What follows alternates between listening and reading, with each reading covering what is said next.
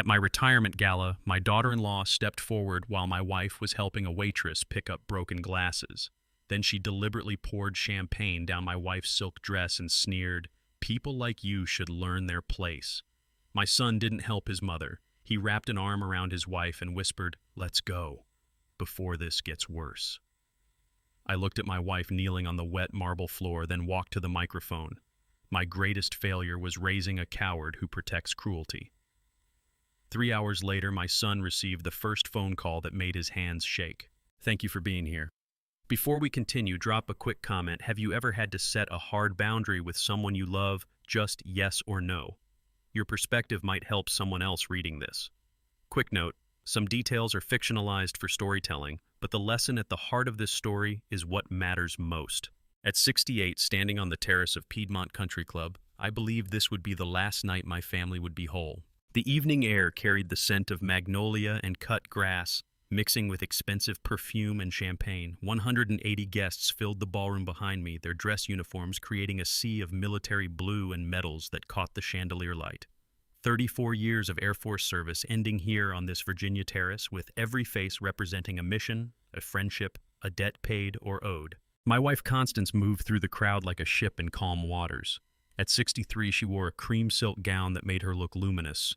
Her silver hair swept up in the elegant style she'd perfected through decades of military dinners and parent-teacher conferences. She'd been a high school literature teacher before our kids were born, and she still had that gift for making people feel seen. "Stand here beside me," I told my son Dean, pulling him from the bar. "These men need to know you." Dean was 36 and wearing his dress uniform the way some men wear suits to funerals, like he couldn't wait to take it off. He'd served 6 years in logistics, honorable discharge, nothing shameful. But standing beside him was his new bride of 3 months, and that's where my attention kept snagging. Sienna Ashford was 32 and dressed in designer couture that probably cost more than most of my officers made in a month. She had the kind of beauty that demanded attention. Sharp cheekbones, ice blue eyes, blonde hair styled with ruthless precision. But it was the hunger in her expression that unsettled me, the way she surveyed the country club like a prospector eyeing a claim she intended to stake. I'd arranged this entire party for Dean. Not for me, I didn't need the ceremony. But I'd called in favors, assembled the guest list carefully, made sure the right colonels and generals would be here. I wanted to give my son a chance to step into the leadership circle before these men retired or scattered. A final gift, my network, my credibility transferred to him if he'd just reach out and take it. Colonel Whitaker. Brigadier General Hugh Garrison approached with his hand extended, 67 years old and still ramrod straight in his dress blues. To Lawrence Whitaker, a man who never left a wingman behind. The toast rippled through the terrace, glasses raised. I caught Constance's eye across the crowd. She smiled at me, soft and proud. "Look at them all," she'd whispered earlier, taking my hand. "You earned every face in this room." My daughter Vivian watched from the corner near the French doors, sharp in a charcoal suit. At 34, she'd built a practice in estate law with the same analytical precision I'd used for mission planning. Trust documents, morality clauses, asset protection, she thought 3 moves ahead always. The tribute video started at 7:45. Brigadier General Vernon Caldwell, a Pentagon dignitary I'd worked with on procurement oversight, delivered the commentary with his characteristic boom. Footage from my service flickered across the screen, jets on carriers, war rooms, commendations, younger versions of myself in desert camouflage. When the lights came up, Caldwell turned to my family. "Ms. Whitaker," he said, addressing Vivian, "your father tells me you're handling estate law now. Trust and morality clauses, just like the colonel, always thinking 3 moves ahead." Vivian accepted graciously. "He taught me to read the fine print, sir." "Your daughter is the one who truly takes after you, Colonel," Caldwell continued, raising his glass. "Same strategic mind, same integrity." The compliment landed in the room like a grenade with the pin already pulled. I should have seen it then, the way Sienna's fingers tightened around that champagne flute like a weapon. Her smile froze into something brittle and sharp. Beside her, Dean's jaw clenched with that familiar expression he'd worn since childhood, the one that said he was watching someone else get praised while he stood invisible. I'd seen it at school award ceremonies, at family dinners, at Vivian's law practice christening. "Of course," Sienna whispered to Dean, her voice carrying just far enough. "Always her." The crowd moved toward the dining room. I watched Sienna cross the ballroom toward her mother, Celeste Ashford, who sat near the champagne fountain, dripping in ostentatious jewelry. At 58, Celeste had the intensity of a stage mother who'd spent decades orchestrating performances, and right now she was leaning in to receive whatever her daughter needed to say. Sienna bent close, whispered something. Celeste's eyes flicked to Constance, then back to her daughter. She nodded once. The air conditioning cycled on, raising goosebumps beneath my dress uniform. The band started playing something soft and instrumental, a waltz that Constance loved.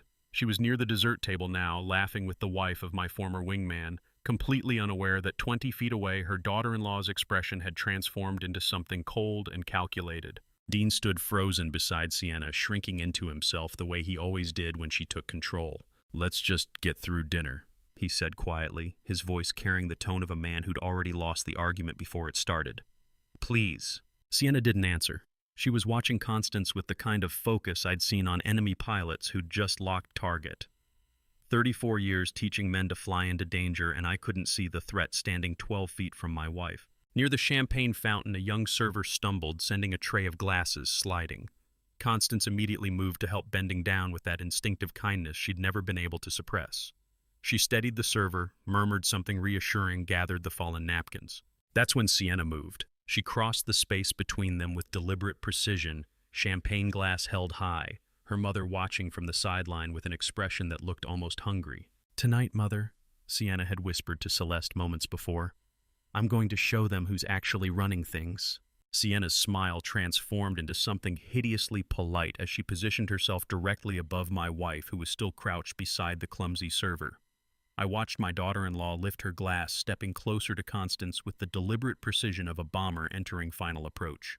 The champagne hit my wife's gown before I could move, a deliberate arc of gold liquid splashing across cream silk in front of 180 witnesses. Constance froze, still crouched beside the young server she'd been helping.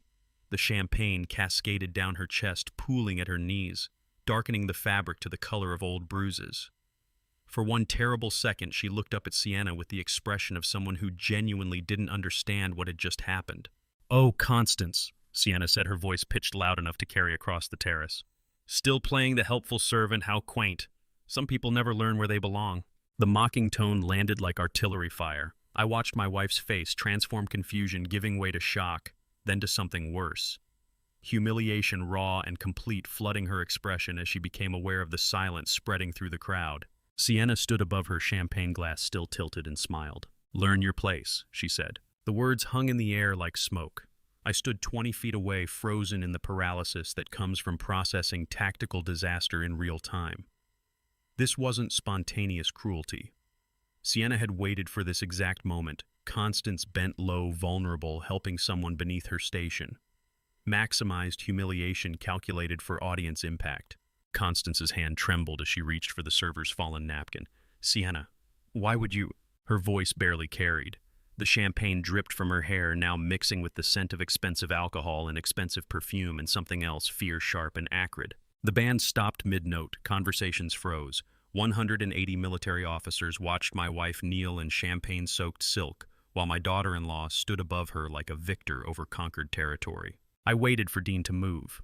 My son stood 15 feet from his mother, close enough to intervene, to step between them, to do the one thing honor demanded. In 34 years of combat flight, I'd learned to process disaster in slow motion, the way an aircraft breaks apart frame by frame before the fire. Dean moved toward Sienna. He crossed the terrace quickly, reaching his wife in 3 strides. But his hands didn't pull her back in reproach. They guided her away, protective, shielding her from the crowd's stares as if she were the victim who needed defending. "Come on," he whispered to Sienna, low and urgent. "Let's get you away from here before this gets worse." She gave a small laugh, soft enough that only those nearby could hear. Dean's hand remained on her elbow, steering her toward the French doors, putting distance between his wife and the consequences of what she'd just done. My wife still knelt on the terrace floor. The crowd watched Dean escort Sienna inside, watched him choose. Hugh Garrison appeared at my elbow, his voice carrying quiet fury. "Colonel, did your son just—" "Yes," I said. My voice came out flat, tactical. "He did." The terrace remained frozen. Ice clinked in abandoned drinks. Someone's shoes scraped against stone, the sound grotesquely loud in the silence. I could smell the champagne from here, mixed with the magnolias and the particular scent of shock, people holding their breath, waiting to see what would break first. Across the crowd, I watched Dean pause at the doorway. His shoulders tight, his head down, one hand still on Sienna's arm. He wouldn't look back, wouldn't look at his mother still kneeling, wouldn't look at me. I'd watched wingmen abandon aircraft before. This was worse. Vivienne appeared at Constance's side, first moving with the decisive precision she'd learned from watching me handle crisis. She knelt without hesitation, her suit jacket already coming off to wrap around her mother's shoulders. "Mom, come on," Vivienne said quietly. "Let's get you out of here." Constance looked up at her daughter, and something in her expression broke.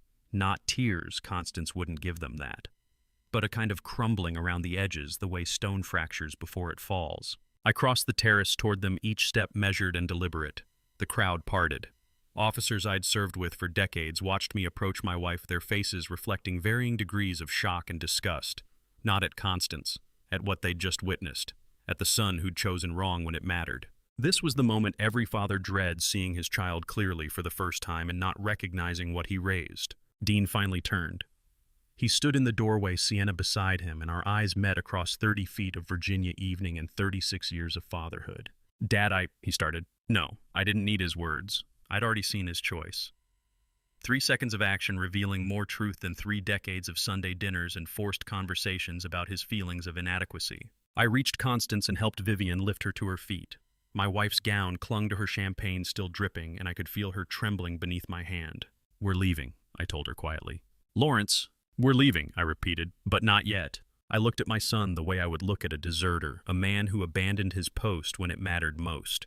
Dean's face finally turned fully toward me, fear creeping into his eyes as he recognized something shift in mine. He didn't know it yet, but in the 60 seconds since that champagne hit my wife's dress, I'd already started the countdown on consequences he couldn't imagine. Sienna whispered something to him. He pulled her closer, protective, even now, even as 180 witnesses stood in judgment of what she'd done. I held his gaze for 3 more seconds. Then I turned to the stage where the microphone still stood from the earlier tribute, and I started walking. I walked toward the stage with the same measured pace I'd used approaching debrief rooms after failed missions, steady, deliberate, irreversible. The crowd parted without a word. My footsteps on the terrace stone echoed louder than they should have, each one carrying the weight of 34 years of military discipline, meeting the worst night of my marriage. The band's equipment still hummed through the speakers, waiting for someone to tell them what came next. I tapped the microphone once. The feedback squealed briefly, then settled.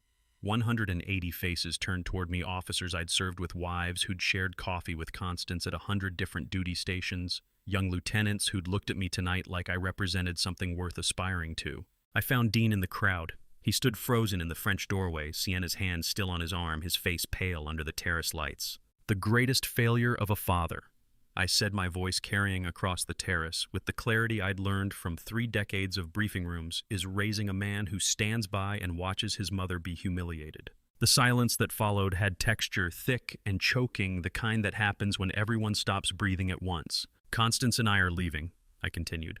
"I will not be associated with cruelty." I stepped off the stage and crossed directly to my wife. Vivienne still had her suit jacket wrapped around Constance's shoulders, but I could see the champagne stains darkening her gown, could see the way her hands shook when she tried to smooth the fabric. I extended my hand to her. "Come with me." She took it without hesitation. "Dad, wait!" Dean's voice broke across the terrace. I didn't turn, didn't acknowledge him, didn't give him the confrontation he was already rehearsing in his head. I simply walked my wife through 180 witnesses, through the country club's marble foyer that still smelled like prime rib and old money, out to the parking lot where my car waited under the Virginia stars. I didn't speak during the drive. Neither did Constance. She stared out the window at the passing streetlights, her reflection ghostly in the glass champagne drying in her hair. The scent of it filled the car, sweet and acidic and wrong. The Ritz-Carlton Tyson's Corner rose ahead of us, all glass and subtle lighting. I'd reserved a suite here 3 weeks ago for out-of-town guests who'd canceled at the last minute. The reservation sat unused in my phone, a contingency I'd kept without quite knowing why. Now I knew.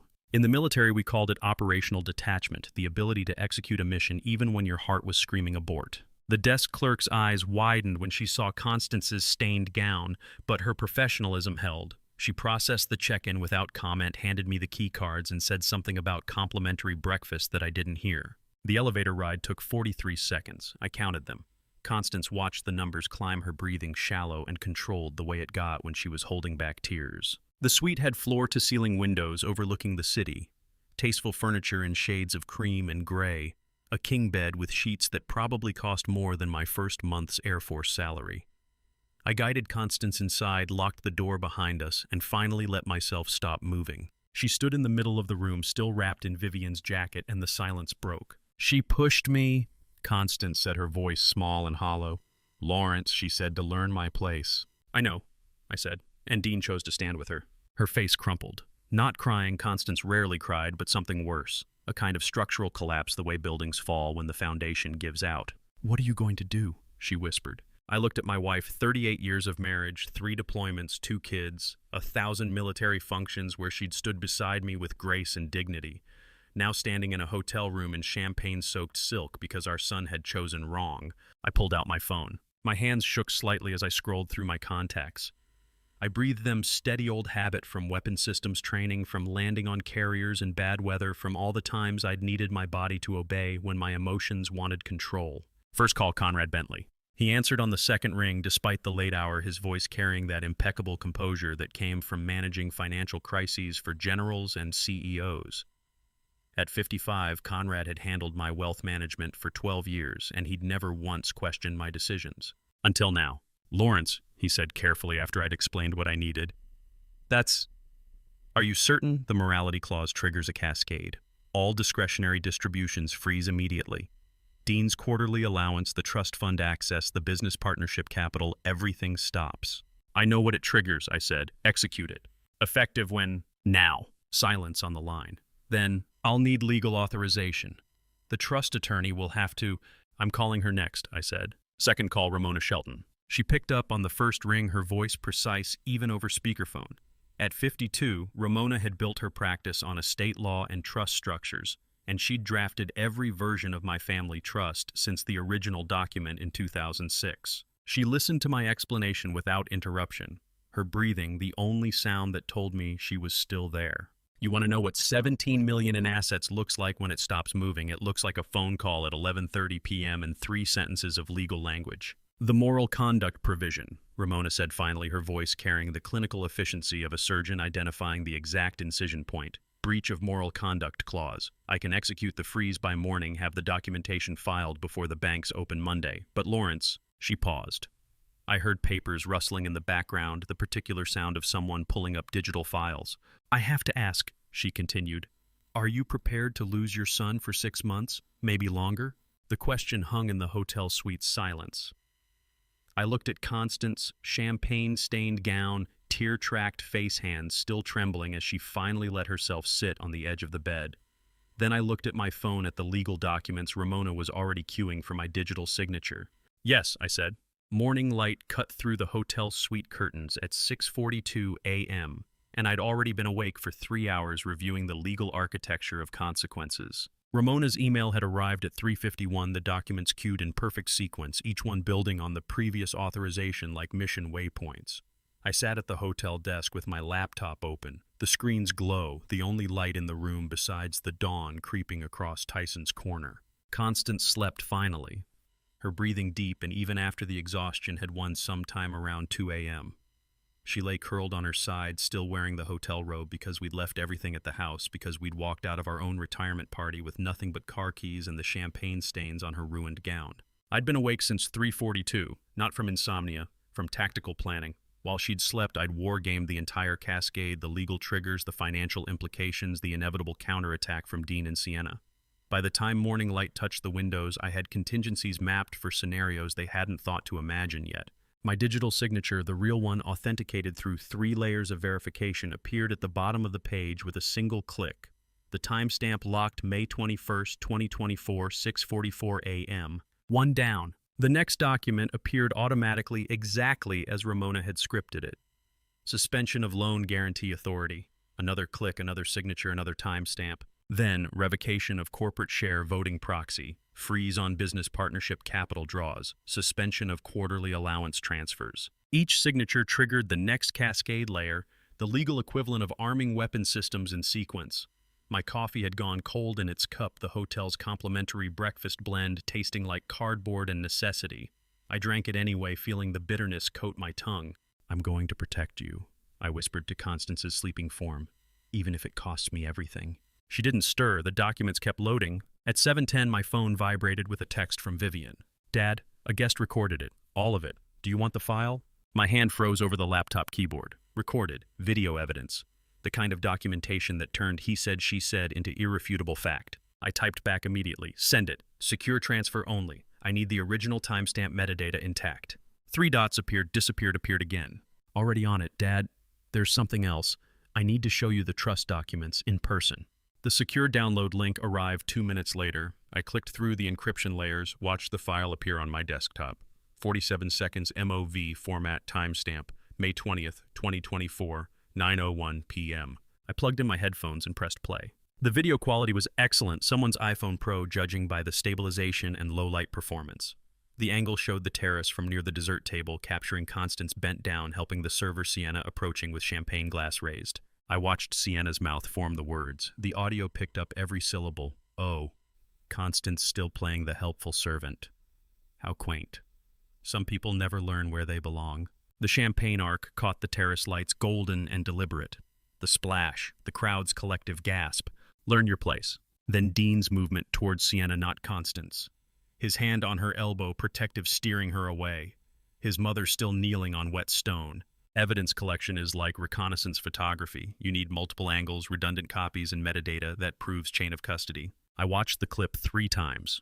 Then I saved it to cloud backup encrypted local drive and sent a copy to Vivienne's legal server with instructions for secure storage and chain of custody documentation. 47 seconds that would hold up in any court in Virginia. Constance stirred behind me, her breathing changing rhythm. I closed the laptop quietly, let her wake on her own time. She deserved that much, a few more minutes before reality resumed. Vivienne arrived at the suite at 8 a.m. sharp, carrying a leather portfolio that I recognized from her office. She moved with purpose, the kind that meant she'd found something that couldn't wait for business hours. "Mom," she said gently, seeing Constance awake now sitting on the bed with hotel coffee. Then to me, "We need to talk. Privately." Constance waved us off. "I'm going to shower. Take your time." Vivienne waited until the bathroom door closed, then spread documents across the desk with the precision of someone laying out evidence at trial. Trust amendments, authorization forms, signature pages from various years. "Look at the amendment from March 2021, she said, pointing to a specific page. "Your signature authorizing Dean's loan guarantee authority." I leaned in, examining the signature under the desk lamp's direct light. My name in ink, the familiar loops and angles. But something was wrong. "That's not my signature," I said. "The capital L, I don't form it that way. The crossbar angle is wrong." Vivienne pulled out a magnifying glass from her portfolio.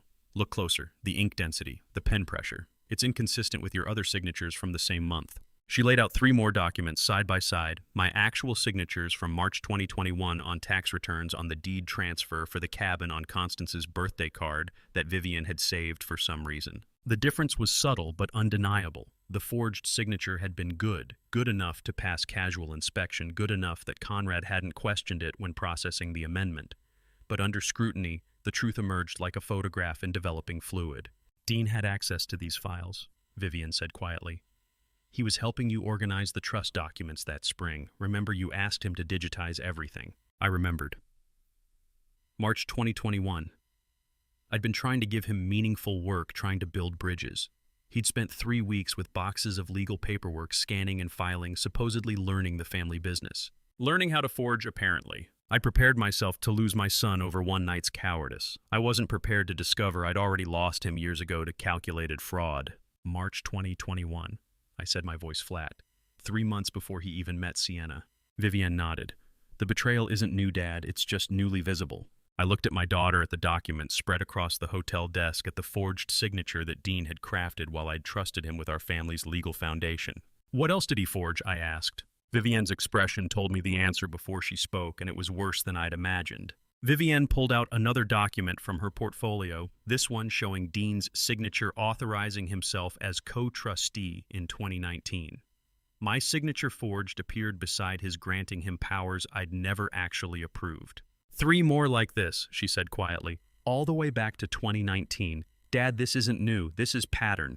I stared at the papers spread across the hotel desk, my coffee going cold in my hand, and tried to process 5 years of calculated fraud disguised as family trust. My phone vibrated at 2 p.m. Sunday afternoon with a text from Sienna, a carefully worded non-apology that told me everything I needed to know about who I was dealing with. "I'm sorry if you felt hurt by last night's misunderstanding," the message read. "Family tensions run high at events. Let's move past this." I read it twice. Sorry if you felt misunderstanding. Move past this. Each phrase carefully constructed to avoid admission, to deflect responsibility, to reframe assault as social awkwardness. The language was too precise, too calculated. She'd consulted someone, her mother maybe, or an attorney. This was premeditated damage control. I showed the text to Constance. She read it, then set my phone down with the kind of careful control that meant she was holding back rage. She thinks we'll just accept that, Constance said. She thinks champagne and humiliation are a misunderstanding. 20 minutes later, Dean called. I let it ring 3 times before answering, each ring a small exercise in discipline. When I finally pressed accept, his voice came through tight with panic. Dad, what did you do? Sienna said you walked out in front of everyone, made some kind of speech. We need to talk about this. We. Already the pronoun of his loyalty was clear. There's nothing to discuss, I said, my voice carrying the same flat precision I'd used briefing personnel failures. Dad, please, look, Sienna's upset. She didn't mean... I do not subsidize cruelty, I interrupted. That's all you need to understand right now. Silence on the line. Then what does that mean? Dad, what did you do to the trust? The fear in his voice was sharp and immediate. He'd already figured out that consequences were coming. He just didn't know the scale yet. Monday morning, I said. You'll understand Monday morning. I ended the call before he could respond. Sunday evening, May 22nd. Constance and I returned to our McLean estate for the first time since the party. I pulled into the circular driveway at dusk, the house lights warm against the Virginia evening, and everything looked exactly the same. But it felt fundamentally different, the way familiar spaces do after trauma, every room now carrying the weight of what happened. Constance moved through the foyer slowly, her fingers trailing along furniture she'd arranged 30 years ago. The champagne-stained gown was gone, disposed of at the hotel, but I could see her reliving it anyway. I keep seeing her face, she said quietly, touching the hall table where we kept family photos. That smile before she threw the champagne. I wanted to tell her it would fade, that time would dull the image. But I'd seen enough combat trauma to know some moments never really leave. They just learn to wait quietly until you're vulnerable. Monday morning, everything changes, I told her instead. I need you to trust me. She turned, and her expression held something I hadn't seen in 38 years of marriage uncertainty about whether trust was still the right choice. How many times can you save someone from themselves before you realize you're not saving them? You're just delaying the inevitable reckoning. Vivienne arrived at 7 p.m. carrying her leather portfolio, her face grim with new discoveries. She didn't bother with greetings, just moved directly into my study and started laying out more documents on the desk. I found 3 more forged authorizations, she said without preamble. This goes back 5 years, Dad, maybe longer. I looked at the papers, my signature over and over on documents I'd never seen. Authorization forms, loan guarantees, asset transfers, a systematic pattern of fraud stretching across half a decade. I need to show you something, I said. I led them both to the built-in bookshelf behind my desk and pressed the hidden release. Vivienne had seen the forged trust amendments at the hotel, but she hadn't seen these, the older files, the ones that documented not fraud, but everything I'd quietly done for Dean before the fraud began. I said, opening the first folder. Credit card debt Dean accumulated trying to impress Sienna before they were even engaged. He told me he'd gotten a bonus at work. I paid it off and told him I'd co-signed the cards to build his credit. Constance picked up the file, reading through the statements, the payment confirmations, the note I'd written to myself, confidential, Dean must never know. 83,000. I continued, opening the next folder. Failed business venture. Restaurant investment that collapsed in 3 months. I told him the investors had forgiven the loan. I paid it myself. Vivienne's face hardened as she examined the documents. 2022, $156,000, I said, opening the largest file. Preventing bankruptcy. Right before Dean met Sienna, actually. His finances were in complete collapse. I restructured everything, covered the debts, told him a trust distribution had come through early. I'd hidden these files to protect his pride. He'd forged my signature to steal my authority. We'd both been lying, but only one of us had been committing fraud. Constance was doing the math in her head. Lawrence, $427,000. He doesn't know any of this. Not a dollar of it, I said. I kept these because I wanted proof I'd tried. Proof I'd chosen him over and over, even when he didn't see it. Vivienne lifted the final folder dated 6 months ago, and her voice came out cold. He doesn't know Dad saved him, but he knew enough to forge Dad's signature to steal more. The safe sat empty, except for those manila folders. Years of secret rescues documented with accountant precision, each marked with the date and the lie I'd told Dean about where the money came from. Monday morning, he'd discover every lifeline I'd thrown him for 5 years was about to be cut. At 9 a.m. Monday morning, May 27th, I sat in Conrad Bentley's office watching data screens flash red as 17 million in family assets locked into freeze protocol with surgical precision. The lifelines I documented in those manila folders, 5 years of secret rescues totaling over $400,000 were about to be cut permanently. Dean didn't know I'd saved him. Now he'd learn I could destroy him with equal efficiency. Conrad's office smelled like leather and expensive coffee, the kind of quiet wealth that came from managing generational assets for families who understood discretion. 3 monitors arrayed across his mahogany desk displayed the trust's digital architecture, each screen showing different layers of the financial ecosystem I was about to dismantle. This screen shows Dean's current monthly distributions, Conrad said, his voice carrying the careful neutrality of a man who'd seen family warfare before. $8,400 from the trust deposited on the 15th of each month, frozen as of right now. He clicked a button. The green indicator beside Dean's name turned red. This one shows his loan guarantee limit, $340,000 in authorized credit backed by trust assets. Revoked. Another click, another shift from green to red. Execute all of it, I said. I want every automated payment dependent on trust backing to fail by end of day. Conrad's fingers moved across the keyboard with practiced efficiency, each keystroke triggering automated notifications to banks, brokerages, corporate entities. The system I'd built years ago, back when Dean was still in college and I was planning for responsible wealth transfer, now functioned as a weapon with multiple fail-safes preventing emotion-based reversal. I'd designed it that way deliberately. Once initiated, the freeze protocol couldn't be undone by regret or midnight phone calls or a father's weakness. It required a formal trust review attorney authorization and a minimum 60-day waiting period.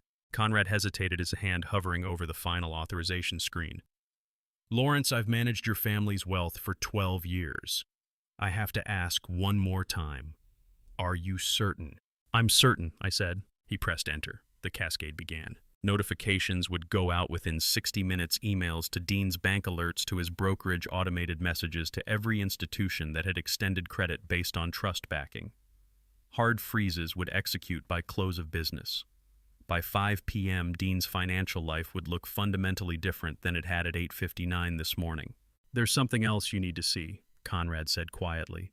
He pulled up a different screen, one I hadn't requested. Dean's shadow financial profile, assets and liabilities I discovered during the freeze preparation. The screen showed accounts I'd never authorized, credit lines I hadn't known existed. All leveraged against one thing, expected inheritance backed by the forged 2021 authorization. He used the document, I said. It wasn't a question. Yes. Dean secured a line of credit for $340,000 personally guaranteed, but backed by trust assets via that forged signature. Currently drawn to $287,000. The number landed like ordnance. Nearly $300,000 in borrowed money, all of it secured by fraud. Financial warfare is cleaner than conventional combat. No blood, no screaming, just numbers turning red on screens, and the quiet devastation of consequences arriving by certified mail. Conrad pulled up a spending analysis. Based on his Northrop Grumman salary and his actual expenditures, Dean has been living approximately $4,800 per month above his legitimate income. The Alexandria townhouse mortgage, Sienna's car lease, country club, dues, the lifestyle they're maintaining, it's all funded by this credit line. Built on my forged signature, I said. Built on assets he doesn't own and credit he can't actually service, Conrad confirmed. When we revoke this guarantee, the bank will issue a margin call within 24 hours. If he can't cover $287,000 immediately, they'll seize collateral. Starting with the townhouse. It's the only hard asset in his name. I sat back in the leather chair, feeling the weight of what I was about to trigger. Not guilt, I was past that. But the particular heaviness that comes from watching a structure you built get demolished by your own hand. Show me the full cascade, I said. Conrad brought up a flowchart on the center monitor, each consequence linked to the next with mathematical precision. It looked like a tactical strike map, the kind I'd seen in briefing rooms before complex operations. Freeze protocol executes today, he said, pointing to the first box. Bank receives notification of guarantee revocation.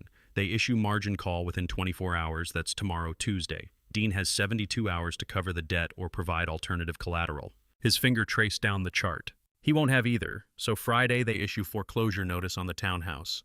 Virginia law gives him 30 days, but the credit agencies get notified immediately. His credit score collapses. Another level down. Credit collapse triggers automatic review at Northrop, corporate policy for executives with security clearances. They can't have personnel with failing personal finances. That's the following Monday. He'll get called into HR for financial counseling at minimum. At maximum, they suspend his clearance pending resolution. I'd spent 5 years secretly saving him from financial ruin. Now I was spending 5 minutes systematically engineering it, and the only thing that had changed was that I'd finally seen him clearly. This is the catastrophic domino effect, Conrad said, his voice carrying something that might have been sympathy or might have been professional obligation to warn. Freeze triggers, margin call triggers, foreclosure triggers, credit collapse triggers, employment risk. Your son will lose everything in sequence. I looked at the chart, at the clean lines connecting each disaster to the next, at the timeline showing Dean's life unraveling across 10 business days. He made choices, I said. Every forged signature, every lie, every moment he stood silent while Sienna humiliated his mother, those were choices. These are consequences. The bank will call him by noon today, Conrad said quietly. He's going to know you did this. Good, I said. I want him to know exactly who stopped the money and why. My phone vibrated at 10:17 a.m. with Dean's name on the screen 2 minutes later than Conrad predicted, but the panic in my son's voice when I answered was exactly on schedule. I was still in Conrad's office, the domino diagram still displayed across the center monitor when I pressed accept. Conrad gestured toward the door, offering privacy, but I shook my head. Let him hear this. Let someone witness what consequence sounded like when it arrived by phone call instead of consequence. Dad! Dean's voice came through high and tight, nearly breaking. Dad, the bank just called. They said my loan guarantee was revoked. They're demanding $287,000 in 48 hours, or they're taking the house. What did you do? I could hear traffic noise in the background, the particular acoustics that meant he'd pulled over on the side of the road. Couldn't even wait to get somewhere private before calling. The panic was that immediate. I executed the morality clause. I said, my voice carrying the same flat precision I'd used in Conrad's office moments before. You should have read the trust documents before you forged my signature on them. The silence that followed had texture shock giving way to comprehension, giving way to terror. I didn't... He started, then stopped. The lie died before it could fully form. Dad, please. Sienna doesn't know about any of this. If I lose the house, I need you to fix this. Call the bank. Tell them it was a mistake. It wasn't a mistake, I said. Dad, I'm begging you. The mortgage, the car payments, everything is tied to that credit line. If this goes through... It's already through, I interrupted. The freeze executed at 9 a.m. By close of business today, every automated payment dependent on trust backing will fail, including, I assume, quite a few things you haven't told me about. His breathing changed, went shallow and rapid. What does that mean? It means I know about all of it, Dean. The $340,000 in authorized credit. The $287,000 you've already drawn, the $4,800 per month you've been living above your actual salary, even, I paused, let the weight build. Even Sienna's engagement ring financed on credit backed by trust guarantees you obtained through forgery. You want to know what it sounds like when your son realizes you're not going to save him this time. 8 seconds of silence, then shallow breathing, then nothing. How did you... Dean's voice cracked completely. Dad, I can fix this. Just tell me what you need. An apology. Sienna will apologize. We'll both come to the house. We'll sit down. I don't need apologies, I said. I needed you to stand between your wife and your mother when it mattered. You didn't. Now you live with arithmetic. Dad, please. The desperation in his voice was raw, unfiltered. I'm your son. The words landed like they were supposed to, an appeal to blood, to family, to 36 years of fatherhood. But all I could see was Constance kneeling in champagne-soaked silk while Dean pulled Sienna away to safety. All I could hear was the silence where his defense of his mother should have been. What exactly did you stake of this family's legacy? I asked. The question hung between us. I knew the answer. Conrad had shown me the full analysis. The townhouse mortgaged against future inheritance. Credit cards in 5 figures backed by trust expectations. Business investments, car leases, even the country club membership dues, all of it leveraged against money he didn't own, and credit he'd obtained through fraud. Dean tried to speak. Failed. Tried again. I didn't think you'd... I hung up before he could finish. Conrad was watching me from across the desk, his expression carefully neutral. That was harder than you expected, he said quietly. It wasn't a question, so I didn't answer. May 28th afternoon. Vivian called me to her Georgetown office with the kind of urgency that meant she'd found something that couldn't wait. I drove through lunch hour traffic, parked in the garage beneath her building, took the elevator to the 3rd floor where her firm occupied a corner suite with views of the Potomac. She met me at the door, no greeting, just we need to talk, my office, now. Her workspace smelled like coffee and printer toner, the particular scent of a practice built on document review and careful analysis. Her laptop sat open on the desk, 3 windows displayed side by side. "I found Dean's email account," she said without preamble. A secondary account he used for personal correspondence still synced to our shared family cloud backup before he changed all his passwords. He never thought to remove the sync. She turned the laptop toward me. January 23rd, 2024, 4 months before the party. The email subject line read "Loopholes, Dean to Sienna." Attached is the complete trust document. Dad's attorney wrote it tight, but there has to be something we can use. Look for sections about trustee replacement, especially grounds for removing him and Mom from control. Also check the morality clause. It cuts both ways. If we can prove they're not acting in beneficiaries' best interests, we might have leverage. I read it twice, then I read Sienna's response. Found 3 potential angles, she'd written back. The estate valuation clause is interesting. If property value exceeds certain thresholds, beneficiaries can request liquidation. Your parents' house is probably worth way more than the 2006 appraisal. We should get that evaluated. I'd thought the betrayal was a single night champagne and silence and cowardice, but it was a 4-month conspiracy to steal my life's work and sell my father's house out from under me. Vivian scrolled down to the next email, March 15th, 2024, 5 weeks before the retirement party. Subject: preliminary evaluation complete. Attached: Heritage Properties appraisal document. Dean to Sienna. Marcus Eldridge came through, estate appraised at $3.2 million. He says in current market we could liquidate within 90 days if we had authority. Marked confidential, obviously Dad can't know about this yet. My hands were shaking. I made them stop. Old discipline, old training, but the rage underneath was molten. "There's more," Vivian said, her voice tight with fury. "Look at the CC line on every email after February." I looked. Celeste Ashford. Sienna's mother had been copied on every message, every discussion of trust. Loopholes, every plan to remove us from control, every correspondence with the real estate broker evaluating our family home for sale. Vivian's finger hovered over the final email attachment, a preliminary property appraisal from Heritage Properties dated March 15th. The McLean estate appraised at $3.2 million, marked confidential evaluation for D. Whitaker, prospective seller. My son hadn't just forged signatures and borrowed money he couldn't repay. He'd been preparing to liquidate the family legacy while I was planning a retirement party to honor him. Vivian called me on May 30th with intelligence from an unexpected source, a country club server who'd witnessed Celeste Ashford's coaching session with Dean and Sienna at their Great Falls residence 3 days after the freeze hit. Celeste's name appearing on every conspiracy email had been damning enough. But this was different. This was operational command delivered in real time while my son's financial life collapsed around him. "The witness is reliable," Vivian said, her voice tight with controlled fury. "She's worked private events at the Ashford house before. She was there May 28th clearing lunch service when Celeste gathered them in the living room." I could picture it, Celeste's gaudy mansion in Great Falls, decorated with the kind of nouveau riche excess that announced wealth without taste. Oversized chandeliers, too much gold-trim furniture that cost more than it was worth. "What did she say?" I asked. Vivian's tone shifted the way it did when she was relaying testimony she'd verified multiple times. "Celeste told Dean, 'You are weak because you don't control capital. Wealthy families only respect the purse holder. If you can't seize control from your father, you're useless to my daughter.'" The words landed with the weight of strategy I should have recognized months ago. This wasn't Sienna acting on impulse or Dean's resentment boiling over. This was Celeste Ashford deploying her daughter like ordnance, targeting my family's assets with precision. "There's more," Vivian continued. The witness heard Celeste reference the estate appraisal explicitly. She said something about accelerating the transition, forcing you and Mom out of control so Dean could liquidate assets before you had time to restructure the trust. Accelerating the transition. The clinical language of a hostile takeover delivered in a Great Falls living room over post-lunch coffee. Celeste Ashford had been playing her daughter like a weapon, pointing her at my family with the precision of an artillery officer calling coordinates. "And Sienna?" I asked. Vivian's voice went cold. "She delivered the ultimatum.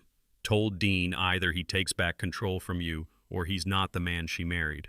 The witness said Dean looked like he was going to be sick, but he nodded. He agreed to everything. I thought about my son in that moment, trapped between the mother-in-law orchestrating his destruction and the wife threatening to leave him with a $250,000 margin call crushing him from above.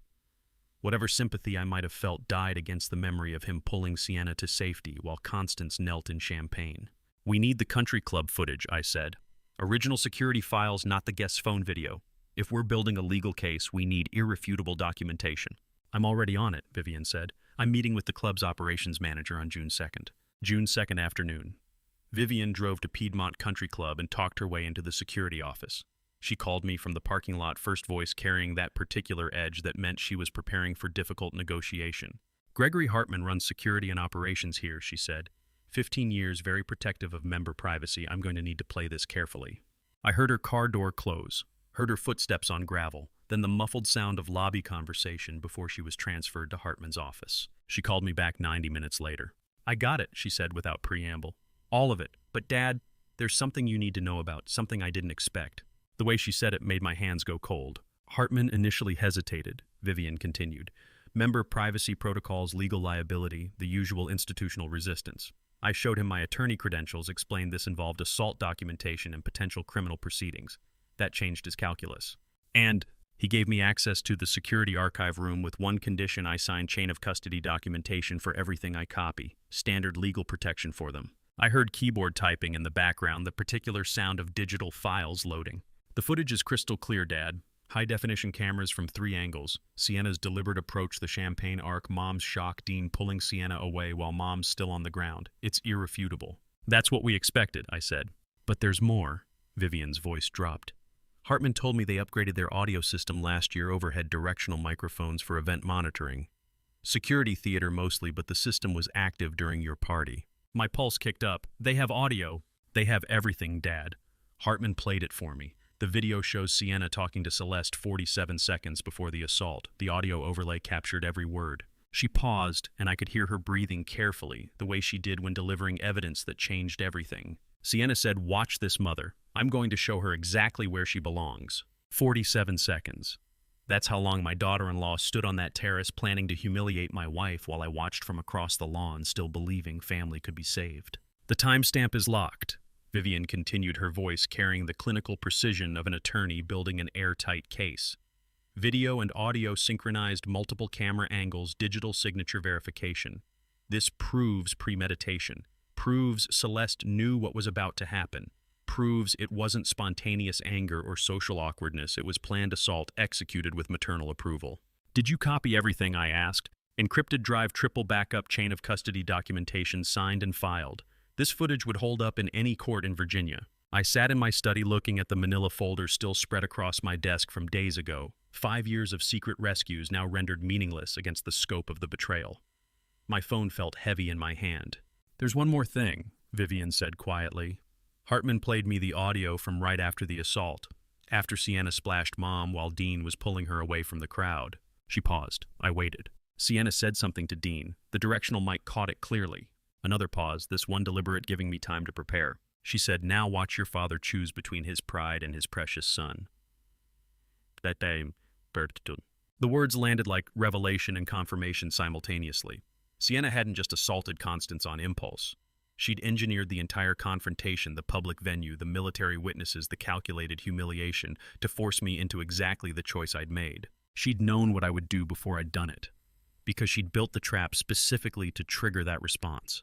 And my son had stood there listening to her say it and pulled her to safety anyway. Stuart Thornton called me on June 10th to inform me he was placing my son on administrative leave, not for the trust freeze, not for the foreclosure, but for something Dean had been doing for 3 years that I'd never known about. The audio from the country club had proven Sienna engineered the confrontation deliberately, predicting my response and executing it anyway. Dean had listened to her say it and still chose her. But Stuart's call revealed a parallel betrayal running for years. "Lawrence, I need to talk to you about Dean," Stuart said, his voice carrying careful control. "I've placed him on administrative leave effective immediately." Stuart Thornton ran Northrop's operations, a man I'd worked with on bomber avionics in the 90s. When Dean joined the company 6 years ago, I'd made the introduction. "What did he do?" I asked. 3 years ago, Dean told me the family trust would invest $2 million in our Virginia expansion, Stuart said. He presented it as already approved by you. Based on that commitment, based on my trust in your name, I fast-tracked his promotion to senior program manager.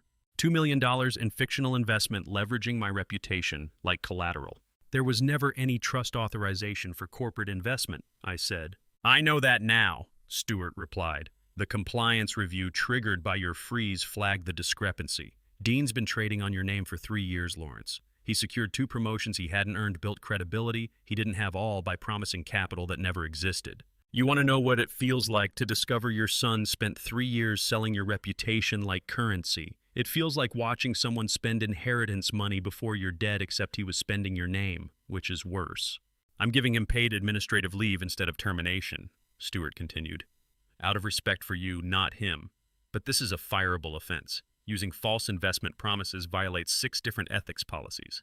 I understand, I said. And Stewart, I'm sorry my son's choices caught you in the blast radius. What happened to that kid, Lawrence? Stewart asked quietly. I don't know, I said, but I'm done trying to figure it out. June 12th morning.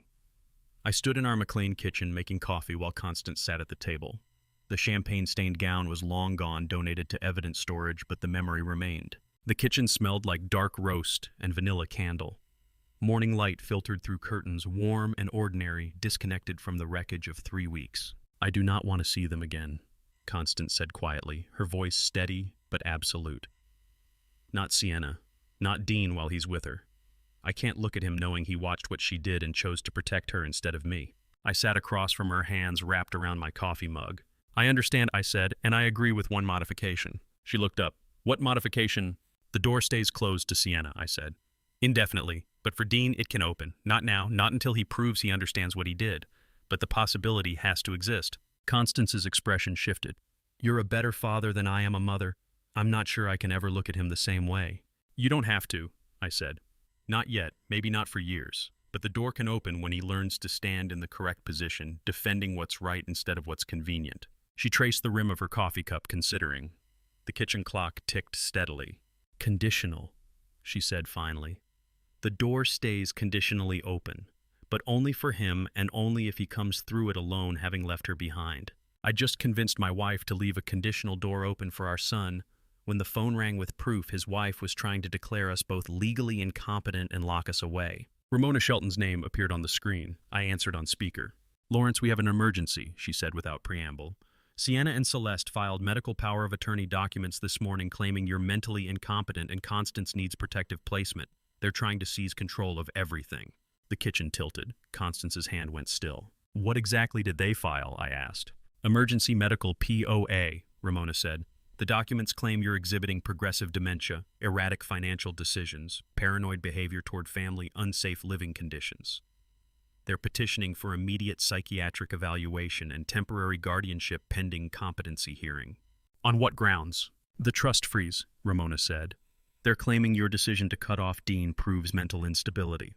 They've got a doctor's letter, Dr. Patricia Holloway, geriatric psychiatry, stating she evaluated you remotely and has concerns. I've never spoken to any Dr. Holloway, I said. I know, which makes this medical fraud on top of everything else. But Lawrence, they filed claiming progressive dementia and unsafe conditions. If a judge signs this emergency order before we respond, they can have you both committed for psychiatric evaluation and seize control of the estate within 72 hours. I looked at Constance. Across the table, the woman Sienna had assaulted 3 weeks ago, now targeted for forced institutionalization. How do we stop it? I asked.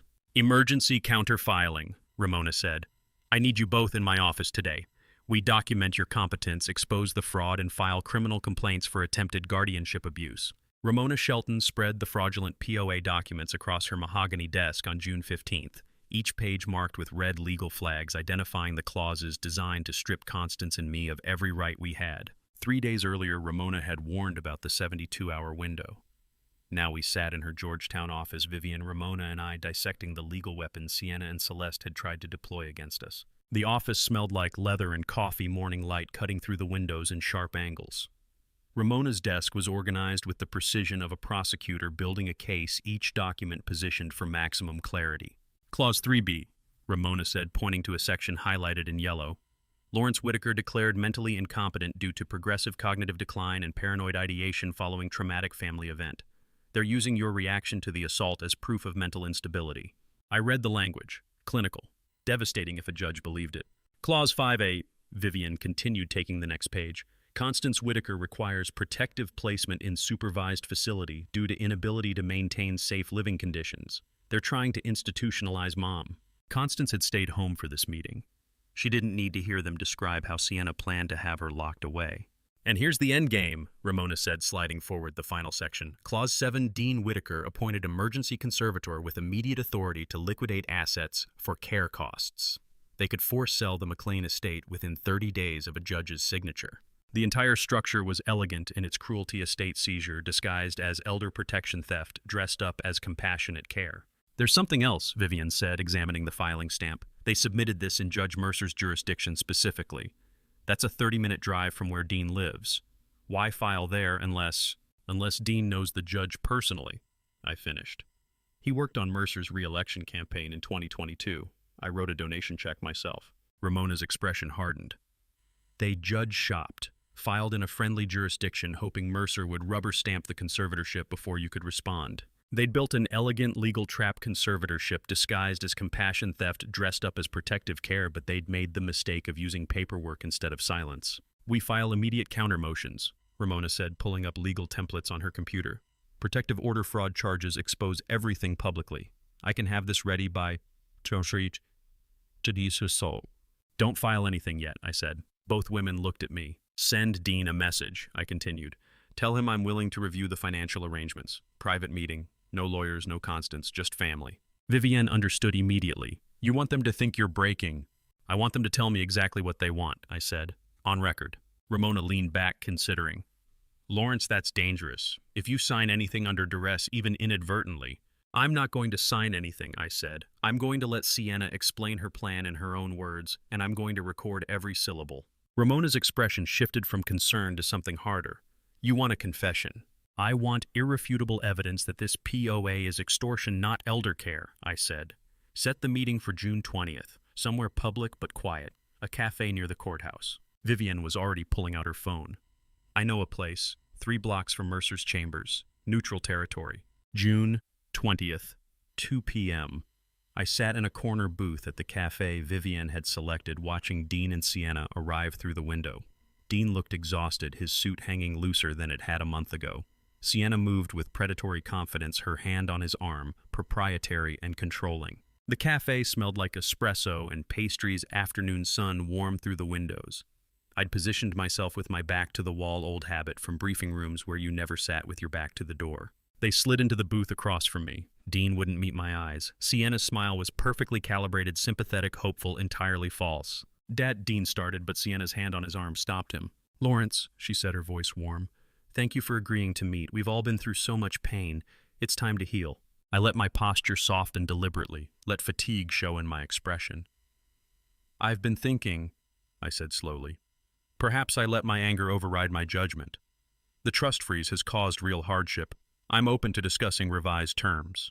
Sienna's eyes lit with triumph. We knew you'd see reason eventually. Family is what matters, right? Not money, not pride, family. The irony of her saying that word made my jaw tighten, but I kept my expression neutral. What would you need from me? I asked. To make this unpleasantness go away. Sienna pulled paperwork from her purse, slid it across the table.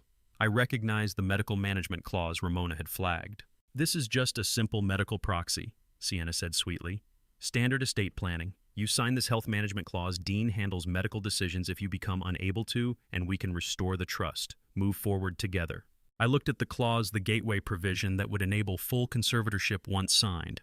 The language was careful, designed to sound reasonable while granting sweeping powers. You want to know what it looks like when someone confesses to conspiracy without realizing it. It looks like confidence, like triumph, like my daughter-in-law explaining exactly how signing one clause would make all the unpleasantness disappear. If I sign the medical management clause, I said carefully, this unpleasantness goes away. Completely, Sienna said. We drop everything. The POA petition, all of it. You sign this, we restore your relationship with Dean, everyone wins. I looked at my son. He still wouldn't meet my eyes, his hands flat on the table, fingers trembling slightly. Then I looked back at Sienna and smiled the way I used to smile at enemy pilots who'd just locked onto a decoy instead of my actual aircraft. That's very generous, I said. Sienna pushed the paperwork closer, her smile radiating false warmth. Just sign here and Dean handles any health decisions if you become unable. Then we can restore the trust, forget all this ugliness. The recording device in my shirt pocket had been running since I'd sat down, capturing every word, every admission, every threat disguised as family reconciliation. 5 days after Sienna's cafe confession, I sat in Ramona Shelton's office watching her notarize the morality clause execution documents that would reduce my son's trust access to bare subsistence $2,400 per month, exactly enough to survive but never enough to scheme. The recording from the cafe had captured everything. Sienna explaining how signing the medical clause would make all the unpleasantness disappear. Her voice clear and confident, admitting the POA was leverage that dropping it was contingent on my compliance. Extortion disguised as family reconciliation preserved in perfect digital clarity. Now we were executing the consequences. Ramona's office smelled like leather and the particular scent of high-stakes legal work coffee paper and the faint metallic tang of notary ink. Thick documents covered her mahogany desk, each page flagged with color-coded tabs marking crucial clauses. Article 7, Section 4 is now active, Ramona said, reviewing the final document before notarization. Dean Whitaker's discretionary trust access suspended indefinitely. Mandatory minimum living stipend $2,400 monthly deposited on the first of each month for basic expenses only. Vivian sat beside me as co-trustee, her presence both professional witness and family support. She'd reviewed every clause, verified every milestone, ensured the structure was legally bulletproof. Restoration contingent on milestones, Ramona continued, turning pages. First, verified written apology to Constance Whitaker, reviewed and accepted by her personally.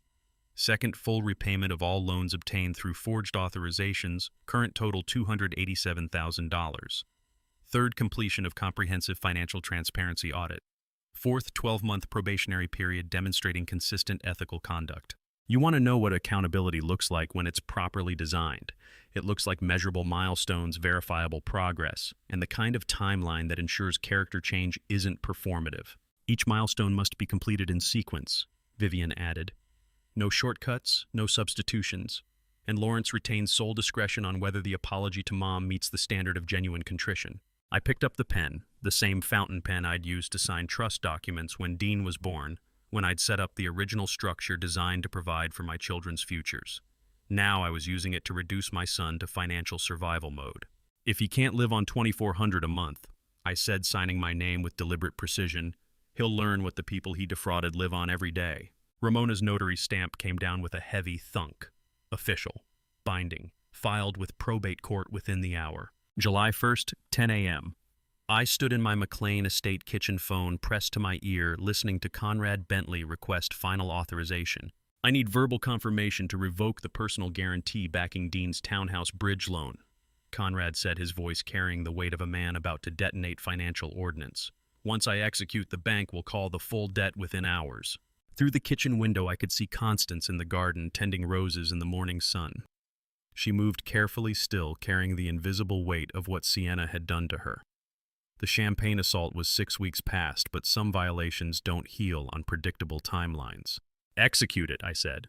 Confirmed, Conrad replied. I'll call you when it's done. 90 minutes later, my phone rang again.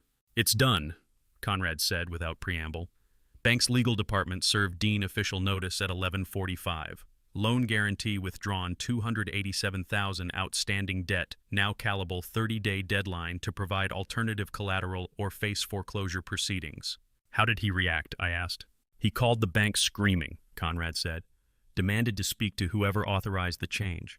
They referred him to the signed guarantee documents, your name, your authority to revoke. He hung up mid-sentence. I thanked Conrad and ended the call. The cascade was in motion now, morality clause reducing income, house guarantee revoked, 30-day countdown to foreclosure. Every consequence I'd engineered over the past 6 weeks converging on my son simultaneously. The coffee in my cup had gone cold. I drank it anyway, the bitter taste somehow appropriate. 6 p.m. same day. Vivian called with intelligence I hadn't expected. Dad, they're fighting, she said without greeting. Dean and Sienna. The building neighbor called me. Apparently I'm still listed as emergency contact from when Dean first bought the place. She says the shouting is audible through the walls. I set down the book I'd been pretending to read. What are they saying? The neighbor couldn't make out everything, but she heard Dean screaming, "This happened because you couldn't keep quiet. You had to humiliate her in front of everyone. I told you to wait." The words landed like revelation. I told you to wait. Not I didn't know, not I tried to stop you, but I told you to wait. What else? I asked. I'd spent weeks believing my son was simply weak and conflict avoidant.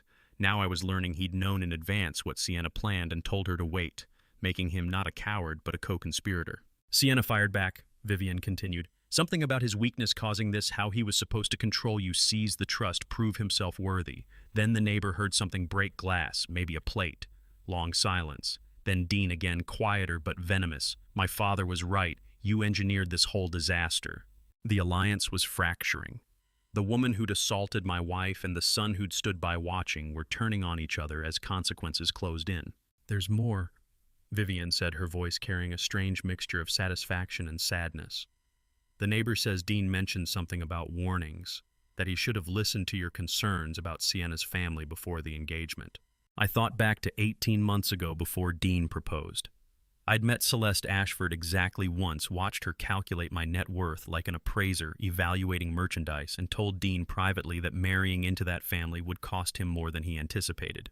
He'd dismissed my concerns as old-fashioned prejudice. Now he was screaming about it through townhouse walls while facing foreclosure and financial ruin. Is the neighbor reliable? I asked. Completely, Vivian said. Retired federal court clerk. She knows what constitutes credible witness testimony. The alliance that had assaulted my wife, forged my signatures, and plotted to institutionalize us was fracturing from the inside. But the real question was whether Dean's anger at Sienna was genuine awakening or just self-preservation as his world collapsed. On Independence Day, July 4th, I summoned my fractured family to McLean Estate with a single text. Mandatory attendance 3 p.m., no exceptions. You will watch what you did. 3 days had passed since Dean's screaming match with Sienna revealed he'd known about her assault plan in advance. Whether his anger was genuine awakening or self-preservation remained unclear. But I was done with ambiguity. It was time for irrefutable truth. 3 p.m. sharp. My private study, normally a quiet sanctuary of books and military memorabilia, had been converted into something between courtroom and confessional. A large monitor sat on the desk connected to my laptop. Constance sat in the corner chair, silent witness to her own violation. Vivian stood by the door, arms crossed. No one would leave until this was finished. Hugh Garrison arrived first, still carrying himself with the ramrod posture of a career officer. At 67, the brigadier general had flown combat missions over hostile territory, served in 3 different war zones, and never once compromised on the code of military honor. I'd invited him deliberately, not just as my friend, but as formal character witness to what would unfold. Dean and Sienna arrived separately. Their marriage was visibly crumbling. Dean's suit wrinkled his face, gaunt from stress and sleepless nights. Sienna wore armor disguised as designer clothing. Her expression carefully controlled, but her eyes carrying the hunted look of someone who knew consequences were closing in. They wouldn't look at each other, wouldn't stand together. The alliance had fractured, but neither had broken free yet. I didn't offer chairs, they could stand. You're here because for 6 weeks you've been claiming misunderstanding. Accident, overreaction. I said, my voice carrying the command tone I'd used in briefing rooms. You're going to watch what actually happened. Complete silence until it's over. Dean started to speak. Dad, we know what... Sit down, watch, don't speak. I pressed play. The smartphone video came first, the angle I'd seen 100 times but never shown them. Constance bending down to help the server, champagne stains already visible on nearby napkins from an earlier spill. Sienna's approach deliberate and measured. The champagne arc catching terrace lights golden and vicious. Constance's shock, the crowd's collective gasp. Dean's movement towards Sienna, not his mother. Then the CCTV overlay wider angle showing all 180 witnesses. No accident was possible from this perspective, no misunderstanding, just calculated assault executed in front of Virginia's military elite. Then the audio feed, the part they didn't know existed. Sienna's voice 47 seconds before the assault speaking to Celeste. Watch this, mother. I'm going to show her where she belongs. The premeditation preserved in perfect digital clarity. Then post-assault Sienna to Dean while he pulled her away. Now watch your father choose between his pride and his precious son. You want to know what truth looks like when people can't lie anymore. It looks like 47 seconds of audio, proving premeditation, synchronized to video proving intent, played in front of a brigadier general who'd flown combat missions over enemy territory. I watched their faces. Constance sat perfectly still, tears streaming silently down her cheeks, not from pain anymore, but from the vindication of having her truth finally made undeniable. Dean's face had drained of all color, his hands shaking as he gripped the back of a chair. Not the shock of a man discovering something new, but the particular devastation of a man watching what he'd chosen to ignore become permanently, irrefutably documented. Sienna stared at the floor, jaw clenched so tight I could see the muscle working. The video ended. Hugh Garrison's expression had gone from professional witness to barely controlled disgust. "Colonel," he said quietly, "I've seen enemy combatants with more honor than this." 30 seconds of unbearable silence followed, the kind that happens when lies die and truth stands naked in the room. Before I tell you what Sienna said when that video ended, comment A if you think she apologized, or B if she confessed, and tell me why in 5 words. Because this is where the mask came off. Please note, what follows contains recreated dialogue for narrative purposes. Sienna broke first, her voice carrying defensive edge. "You don't understand family dynamics. The audio is out of context. She was undermining me all day, inserting herself into everything, making the party about her instead of Dean, acting like..." "Stop!" Constance's voice cut through the room like a blade. She stood from her chair, walked to the center of the study, and looked directly at Sienna. "You told your mother you were going to show me my place," Constance said, her voice steady and clear. 47 seconds before you did it. There is no context that changes that. There is no misunderstanding. Sienna's carefully maintained composure began to crack. "You don't know what it's like being compared to you constantly. The perfect military wife, the beloved mother, always in control." "I was helping a server who dropped glasses," Constance interrupted. "That's what you saw as threatening. Basic human kindness." Sienna's rage broke through like lava through stone. "You were inserting yourself, making it about you, acting like you owned the place, like Dean was still yours to control, like... Hugh Garrison stood and walked toward the door. 30 years of military brotherhood with me ending in silent judgment of what he'd just witnessed. I'd spent 6 weeks building an airtight case of evidence because I knew this moment would come, when the masks fell, when the excuses died, when my son would have to see his wife for exactly what she was. "She deserved it anyway." Sienna screamed, the words tearing out of her like confession under interrogation. Acting like she was so perfect, so untouchable, looking down at me like I wasn't good enough for her precious son. The room went silent. Sienna's words hung in the study like smoke after an explosion. She'd just confessed, not to accident, not to misunderstanding, but to deliberate malice. To believing my wife deserved public humiliation. To doing it again if given the chance. Hugh Garrison walked out without another word. 30 years of military brotherhood telling me everything I needed to know about honor and its absence. Dean stood frozen between the monitor still showing his mother's humiliation and his wife who'd just confessed she'd meant every second of it. His face had gone beyond pale into something gray and hollow, like he was watching his own life collapse in real time. The question was whether my son would finally choose a side or whether he was already too broken to choose anything at all. The morning after the video tribunal, I found Constance and Dean alone in the living room, her sitting rigid on the sofa, surrounded by used tissues, him standing by the window, unable to look at her. The silence between them thick with 36 years of accumulated failure. Sienna had confessed yesterday that Constance deserved the assault. Hugh Garrison had walked out in disgust. Dean had stood frozen between the evidence and the woman who'd admitted doing it deliberately. Now consequences had nowhere left to hide. I stood in the doorway, watching. Constance's hands rested still despite the tissues scattered around her. Dean's reflection showed a man who'd aged a decade in 6 weeks, gaunt, hollow-eyed, wearing yesterday's wrinkled shirt. Constance spoke first, her voice steady but broken. "I didn't need you to fight her," she said quietly. "I just needed you to stand next to what was right, to choose honor over convenience." Dean's shoulders tightened, but he didn't turn. "I was trying to de-escalate," he said, the excuse sounding hollow. "I thought if I could get her away, calm her down." "You told her to wait," Constance interrupted. "The neighbor heard you screaming it. I told you to wait. You knew what she planned. You just wanted her to delay it." Dean's composure fractured, his face crumpled, 36 years of resentment breaking through. "I always thought Dad chose everyone else over me," he said, voice cracking. "Vivian got his mind, his respect, his trust. You got his protection. I got..." He couldn't finish. Constance stood close to him but didn't touch him. "You got his love, Dean. You were just too busy resenting him to see it. And now you've thrown it away for a woman who told you she deserved to humiliate me." Dean's resentment wasn't about the trust freeze. It was decades-deep inferiority complex, believing I'd chosen Vivian's intellect and Constance's need over his existence. "He never chose me first," Dean whispered. "Not for advice, not for partnership, not for anything that mattered. Because you never picked up the phone," Constance said. "Because every time he tried to build a bridge, you burned it down with assumptions. I left them there. Some conversations weren't mine to witness. How do you tell your son that the love he couldn't see was the reason you hid your generosity? Because you knew his pride would crack if he understood how often you'd saved him from his own disasters." July 7th afternoon.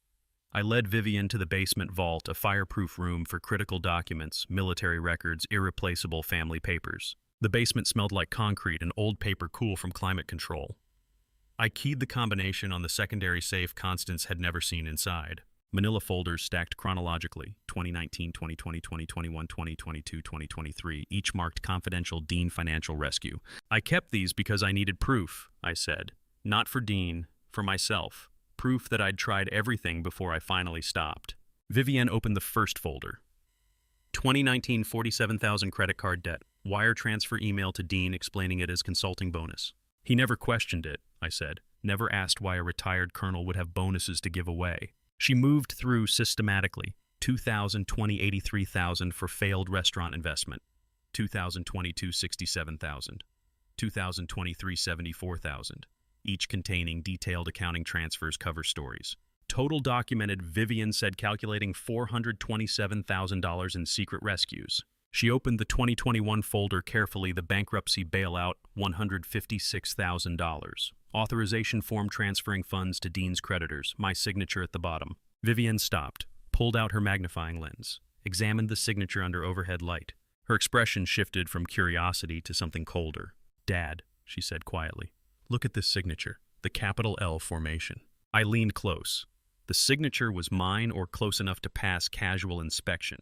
But under scrutiny, truth emerged. Vivian opened the 2021 folder carefully, the bankruptcy bailout, $156,000. Authorization form transferring funds to Dean's creditors. My signature at the bottom. That's not how I form it, I said, feeling something cold settle in my chest. You want to know what it looks like when you discover your son forged your signature to steal money you were already planning to give him. It looks like $427,000 in documented love meeting a single forged authorization that made all of it meaningless. He forged your signature to authorize his own bailout, Vivian said, voice tight. Then when you sent the money anyway because you saw he needed it, he never told you. He let you believe you'd signed it yourself. I thought back to 2021. Dean had called in crisis bankruptcy, threatened creditors circling. I'd told him I'd review the situation. 2 days later, I'd sent the money because that's what fathers do. I'd assumed I'd signed the authorization in the chaos of that week. Dean had thanked me profusely, promised to turn his life around. He'd been committing fraud against me even as I rescued him. Vivienne pulled out the other folders, examining each authorization under magnification. 2019 legitimate. 2020 legitimate. 2021 forged. 2022... She paused. Dad, this one's forged too. And 2023. 3 years of forged authorizations hidden among genuine rescues. Vivienne's finger traced the forged signature on the 2021 document, the bankruptcy bailout I'd sent believing Dean requested it honestly. He forged your authorization, she said quietly, then cashed the checks you sent when you thought you'd signed off on them. He's been committing fraud against you for at least 3 years, maybe longer. I looked at the stack of folders documenting hundreds of thousands in secret rescues, each marked with the date and the lie I'd told to preserve my son's pride. On July 15th, I sat in a forensic document examiner's office watching digital overlays prove what I already knew in my gut. My son had been forging my signature for at least 5 years, possibly longer, across documents I'd never seen. Vivian had discovered the forgeries in the vault, 2021, 2022, 2023. 3 years of fraudulent authorizations hidden among genuine rescues. Now we needed prosecutable proof. The examiner's office smelled like printer toner and coffee, the air conditioning humming steadily against the August heat outside. Dual monitors displayed signature comparison analysis. My authentic signatures on the left, the questioned 2021 document on the right. Digital overlay analysis, the examiner said, adjusting the screen. A gray-haired specialist in her mid-50s who'd testified in federal fraud cases for 20 years. Watch the capital L and W formations. The overlays shifted, highlighting differences invisible to casual inspection. Ink density variance mapped in color gradients, red where pressure was wrong, blue where stroke velocity didn't match my natural hand. The capital L's loop angle deviated by 12 degrees. The W's middle peak showed hesitation marks I never made. Conclusion, the examiner said, handing Ramona a notarized report. The signature on this authorization transferring $156,000 is definitively not Lawrence Whitaker's hand. Probability of error less than 0.1%. This constitutes prosecutable forgery. Ramona accepted the document, adding it to the leather portfolio that now contained enough evidence to destroy my son's life. video of the assault, audio of premeditation, forged financial instruments, wire fraud, unauthorized access to trust assets. Lawrence, Ramona said carefully, you now hold criminal evidence, wire fraud, forgery of financial instruments under federal jurisdiction. Do you want to shield him again, or does he need to learn this lesson from a federal prosecutor? I looked at the forensic report official, notarized, admissible in any court in America. Nuclear deterrent ready to deploy. File it, I said. Sealed. He doesn't know we have it yet, but if he crosses one more line, this goes to the U.S. attorney. Vivian nodded, understanding immediately. Not vengeance, deterrence. August 1st. Intelligence from country club contacts reached me through channels I'd maintained since retirement. The informal networks that exist in every military community. Every social circle where people who've known each other for decades still look out for their own. The call came at breakfast. A longtime friend, retired Navy captain, voice uncomfortable. Lawrence, I need to warn you. Celeste and Sienna are spreading a story. They're saying Constance fabricated the assault, that you're weaponizing money to control Dean. Elder abuse narrative. I set down my coffee cup with deliberate care. What exactly are they telling people? That you're paranoid vindictive, that Constance is mentally unstable, created drama because she can't handle Dean being married. They're painting you as abusive elders punishing a son who dared to build his own life. It's sophisticated, no written trail, all whisper campaign. But Lawrence, some people are believing it. The Harrisons avoided Constance at the gallery opening last night. Social warfare is just aerial combat conducted in country club ballrooms instead of cockpits. Same rules apply. Never engage when the enemy wants you to, always choose your own timing, always have altitude advantage. How widespread? I asked. Charity events, club mixers, social gatherings. They're positioning Sienna as the concerned daughter-in-law dealing with difficult in-laws. Plausible deniability on every word, but the damage is accumulating. I thanked him and ended the call. Constance had heard enough to understand. They're destroying our reputation, she said quietly, her coffee untouched. People we've known for decades are starting to believe them. Don't we need to defend ourselves? No, I said. August 3rd evening. I stood in our backyard garden performing pre-flight breathing exercises, the kind I'd used before combat missions, controlled rhythm designed to lower heart rate and sharpen focus. Constance watched from the porch, recognizing the signs. I was in operational mode. The garden smelled like cut grass and late summer flowers, the air warm and still.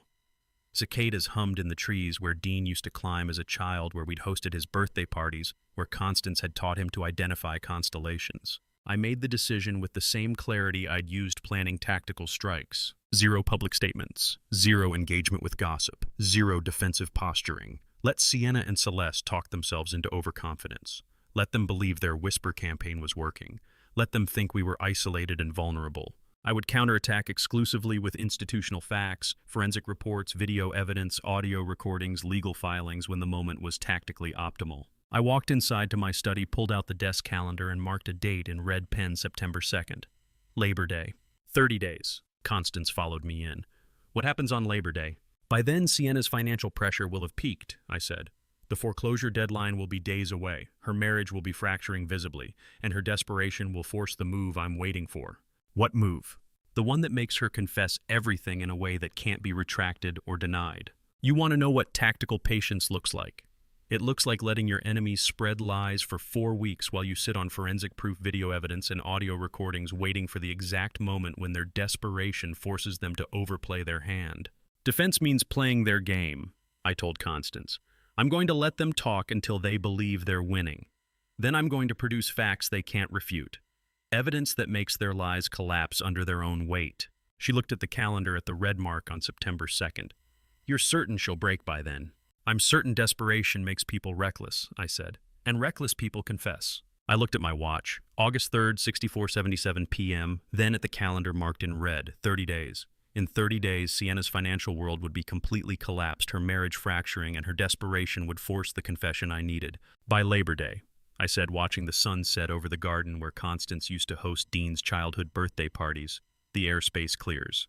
Labor Day arrived exactly as I'd calculated, September 2nd, 2024, and Vivian's intelligence network reported that Dean and Sienna's marriage was collapsing in real time at her mother's gaudy Great Falls mansion. 30 days.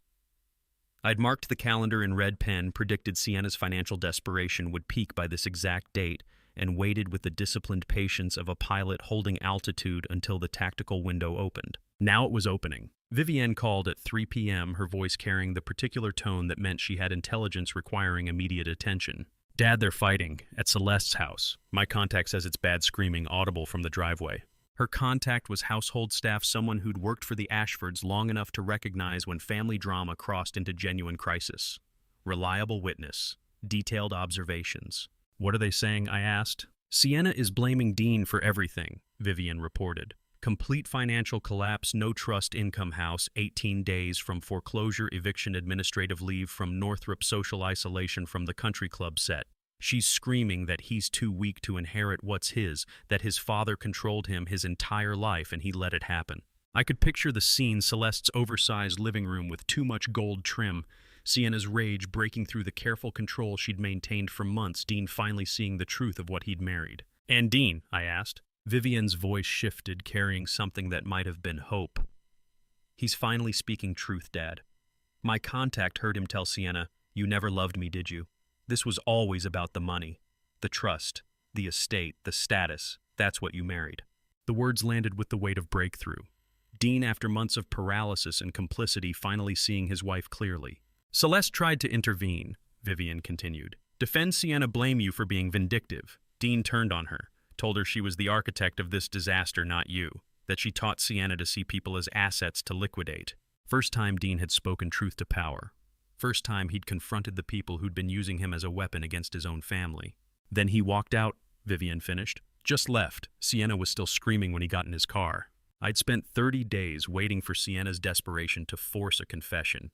What I got instead was my son finally speaking truth to the people who'd been using him as a weapon against his own family. September 10th evening, Vivienne had invited us to dinner at her home, a quiet attempt at normalcy a few hours away from the strategic chess game that had consumed our family for 4 months. The house smelled like roasted chicken and herbs, warm and domestic. Vivienne's dining room felt like sanctuary, family photos on the walls, her daughter's artwork displayed on the refrigerator. The particular comfort that comes from being in a home where love isn't transactional.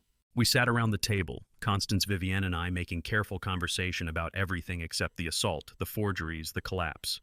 Trying to remember what family dinners used to feel like before champagne and betrayal. Vivienne's daughter played nearby, 4 years old, and oblivious to the adult complexities swirling around her. She was arranging toy horses on the living room rug, humming to herself. Then she looked up innocent and curious. "Mommy," she said, "why did Auntie Sienna hurt Grandma at the party and never say sorry? You said she was mean." The dining room went silent. The child's question, spoken with the pure clarity of someone too young to understand deception, hung in the air like a grenade. She didn't know about legal strategies or evidence packages. She just knew someone had hurt her grandmother and never apologized. Constance's careful composure crumbled. The tears she'd been holding for 4 months, through the assault, through Dean's betrayal, through the POA attempt, through the social smearing, finally broke through. Her hand went to her mouth, shoulders shaking with silent sobs. I took her hand across the table. Vivienne knelt beside her daughter, voice gentle but firm. "Sometimes grown-ups make bad choices, sweetie, and sometimes they don't know how to say sorry even when they should. But Grandma's sad," the child observed with devastating accuracy. "Your grandma is the strongest person I know," I told her, keeping my voice steady. "Don't worry about her, she's okay now." Constance squeezed my hand, wiping tears with her other hand, trying to pull herself back together for the child's sake. Mid-dinner.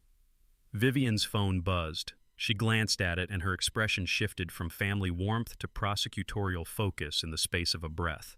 "Excuse me," she said, standing and moving into the kitchen. I watched through this doorway as she read something on her screen, her jaw tightening with each line.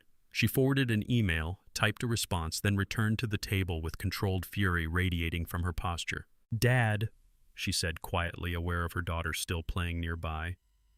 "Sienna just contacted the real estate broker, Marcus Eldridge Heritage Properties. The name from the January emails, the appraiser Dean had contacted for confidential estate valuation. When I asked, "This afternoon, she's requesting updated appraisal for the McLean Estate preliminary listing preparation expedited sale timeline." The email chain. Vivienne pulled up her phone, showed me the forwarded message. She told him she has family authorization to proceed with sale. Family authorization. Using the fraudulent POA or forged documents, or simply lying to a real estate broker about her authority to liquidate property she didn't own. You want to know what it feels like when your enemy finally makes the exact mistake you've been waiting for. It feels like a 5-year-old child asking why someone hurt her grandma, innocent truth meeting calculated malice at a dinner table. She's trying to sell your house out from under you, Vivian said. Before you can legally block her, before the POA fraud charges can be filed, she thinks if she moves fast enough, she can force a sale and access the capital. This was the line I'd been waiting for her to cross, the desperate overreach that would trigger everything I'd been building for 4 months. Vivian forwarded the broker's email chain to Ramona Shelton with a single line, "She just gave us attempted grand theft of real property with a paper trail." I looked at Constance across Vivian's dinner table, the woman Sienna had assaulted, tried to institutionalize, and was now attempting to render homeless by selling the house we'd lived in for 38 years. The tactical waiting was over. Before I went to sleep that night, I made one more call, a private investigator I'd used twice before during trust disputes, reliable and discreet. I gave him Sienna's name and told him to document everything starting the following morning. I watched the timestamp on Vivian's laptop tick forward 9:47 a.m., September 18th, and there on screen sat Sienna in the lobby of Meridian Premium Properties, her body language all confidence and entitlement as she slid paperwork across the intake desk. The tactical waiting was over. Now came surveillance documentation and the methodical construction of a legal case so airtight it would leave no room for lies. We sat in Ramona Shelton's conference room. Vivian, Ramona and I watching footage from the private investigator I'd hired the day after Sienna contacted Marcus Eldridge. The video quality was excellent, capturing every detail of Sienna's visit to the real estate brokerage. "She's not improvising," Vivian said, pausing the footage as Sienna presented documents to the broker's intake specialist.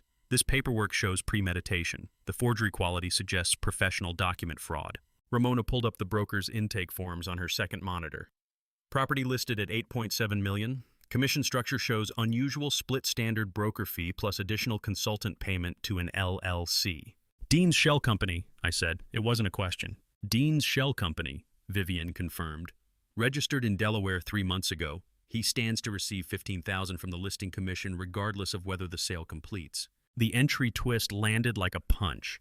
Not just Sienna's solo fraud, but Dean accepting payment that made him a legal co-conspirator. Active participation, financial benefit, premeditated conspiracy. Ramona clicked through additional documents. "There's more." Sienna presented 2 forged items, the power of attorney we expected plus a notarized medical incapacity declaration dated September 10th. "Claims you're exhibiting advanced dementia, unsafe living conditions requiring immediate intervention." "Who notarized it?" I asked. "Dr. Patricia Holloway," Ramona said. "The same name from the fraudulent POA attempt in June." Vivian's already confirmed Dr. Holloway's medical license was suspended in Maryland for exactly this kind of fraud. She sells fake medical declarations. I watched the surveillance footage continue. Sienna's face showed zero hesitation. No moral conflict, just practiced entitlement as she explained to the broker that her father-in-law required protective measures and the family needed to liquidate assets for his care. The lies flowed smoothly. Professional. Rehearsed. The broker ran preliminary title check, Vivian added. Flagged concerns about authority to list. Sienna scheduled follow-up meeting for September 23rd to provide additional documentation. "She's planning to forge more paperwork," I said. "Almost certainly," Ramona agreed. "Which brings us to a strategic decision. We can intervene now, file fraud charges, shut this down immediately. Or we let her cross into wire fraud territory," I finished. Ramona nodded. "The moment that broker initiates escrow proceedings, sends wire transfer instructions, or processes earnest money deposits, we cross from attempted theft into federal wire fraud. Much more serious charges, longer sentences, no plea bargain leverage." Ramona closed the laptop. "Colonel, before we proceed, are you certain you want to give him the option to confess the evidence is airtight? We could file directly." I looked at the frozen image of Sienna on screen, then at the empty chair across the conference table where Dean would sit in 7 days. "He gets one chance," I said. "One." "Then we need the crimson file," Ramona said. She pulled a heavy red folder from her cabinet, the color chosen deliberately, blood red, unmissable. "Complete evidence package with criminal referral documentation." I watched her add exhibit tabs. Surveillance photos, forged documents, financial trail analysis, audio transcripts, video evidence, forensic signature reports. 147 pages documenting 4 months of conspiracy. "When do you want to deliver it?" Vivian asked. "September 25th, I said. 3 days before Sienna's follow-up meeting with the broker, before she can forge more documents, while Dean still thinks he's getting away with it. September 25th, 2:15 p.m. Dean arrived at Shelton Law offices looking like a man who'd been living on hope and caffeine for weeks. He'd lost weight, his suit hung loose, dark circles shadowed his eyes. Vivienne had called him with careful wording, estate planning discussion, just family informal review of trust provisions. Dean had accepted immediately, probably thinking we were finally softening, finally willing to negotiate. He sat across from me in the private conference room. Vivienne stood by the door. Ramona sat at the head of the table with her legal pad. I slid the crimson file across polished mahogany. The weight of it made a solid thunk. "Open it," I said. Dean's hands trembled as he lifted the cover. Page 1 surveillance photo of Sienna at Meridian Premium Properties. Page 2 forged power of attorney with detailed forensic analysis proving fraud. Page 3 medical incapacity declaration with Dr. Holloway's fake credentials circled in red. His face drained of color as he flipped through exhibits. I watched his breathing go shallow and rapid, watched his hands shake harder with each page. "You have one choice, Dean," I said, my voice carrying command tone that allowed no negotiation. "Sign a full confession admitting knowledge of this conspiracy, or Vivienne walks this file to the district attorney's office tomorrow morning at 9 a.m. Dad, I didn't," his voice cracked. "I didn't know she was going to forge medical documents. She said this was just leveraging community property, that it wasn't even illegal." "Exhibit 31, Ramona interrupted, flipping to a page marked with yellow highlighter. "Bank records showing your LLC received $15,000 from Sienna on September 12th. Consultant fee for estate liquidation services. That makes you a co-conspirator under federal wire fraud statutes." Dean stared at the bank records. The truth in black and white, his signature on the LLC documents, the wire transfer confirmation, the crime documented with precision. His defenses crumbled. The careful control, the passive excuses, all of it disintegrating under the weight of irrefutable evidence. "I was never your first call, Dad," he said, voice breaking. "Not for advice, not for anything that mattered. You chose Roger for the business partnerships. You chose Vivienne for the legal work. Where the hell was I supposed to fit?" Dean's voice cracked on the word chosen.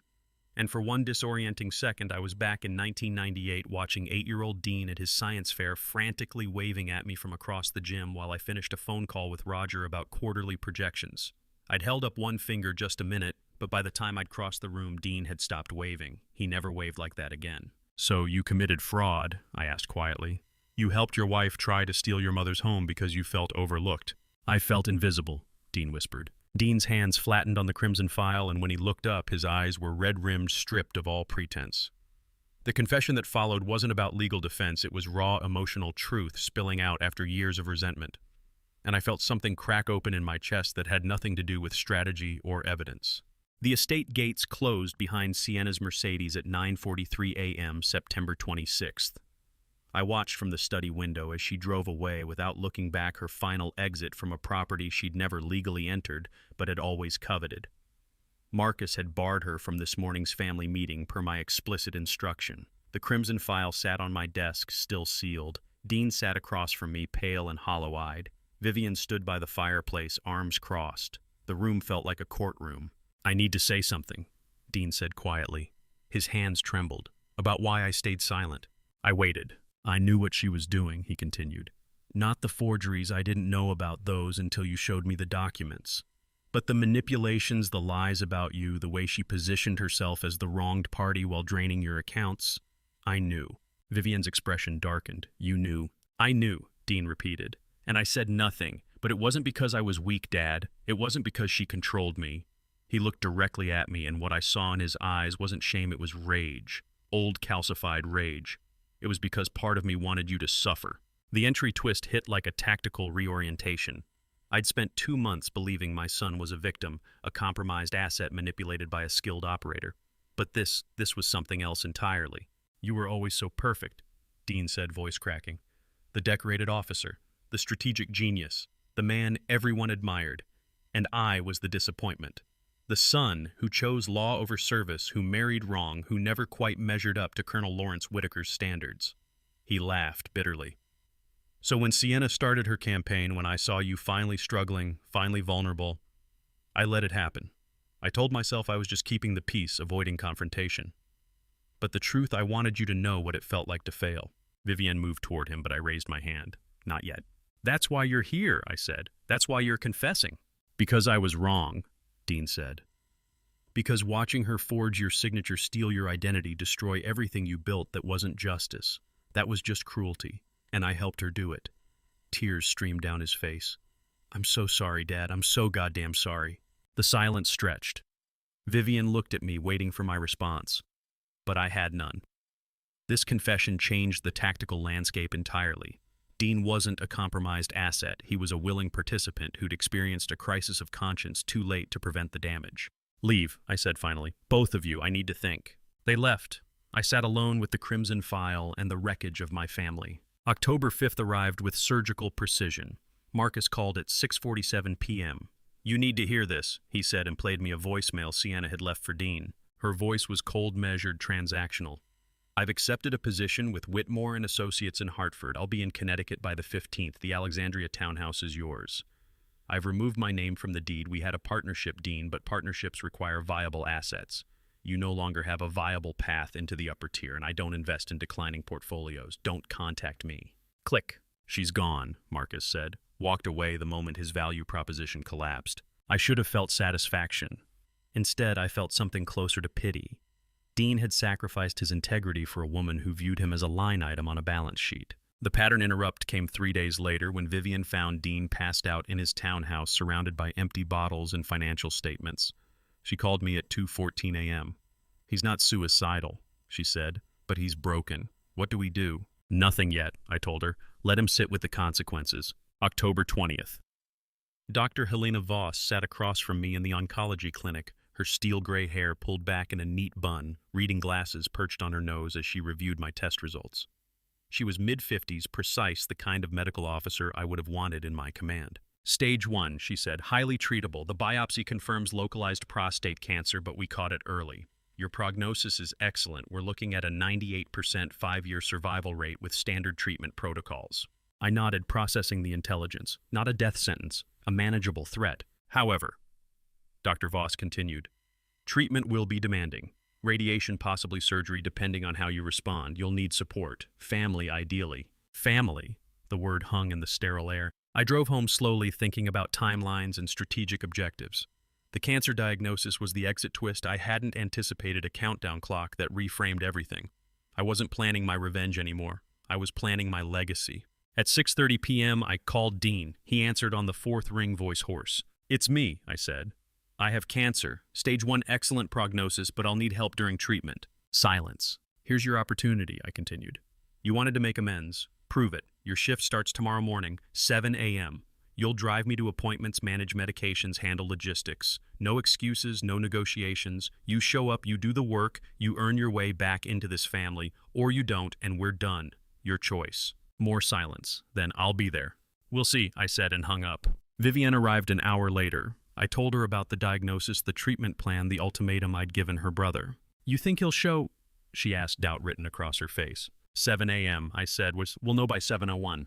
The radiation schedule hung on our refrigerator in Dean's block print handwriting. Tuesdays and Thursdays, 6:15 a.m. departure. Constance's pharmacy rotation. Mondays/Wednesdays.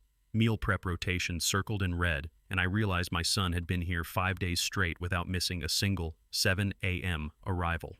He'd shown up that first morning at 6:58, hollow-eyed but present. I'd waited by the window watching the driveway. When his sedan pulled through the gates 2 minutes early, something in my chest unclenched slightly. Not forgiveness, not yet, but acknowledgement. Now it was October 25th, 8 days into what Dr. Voss had warned would be a grueling treatment protocol. Dean sat in the driver's seat of my car, hands at 10 and 2, navigating morning traffic toward the oncology center with the same focused silence I'd once used on reconnaissance missions. The entry twist wasn't that he'd shown up once, it was that he kept showing up day after day, performing unglamorous labor without complaint or fanfare. "Coffee's in the thermos," he said quietly, nodding toward the cup holder.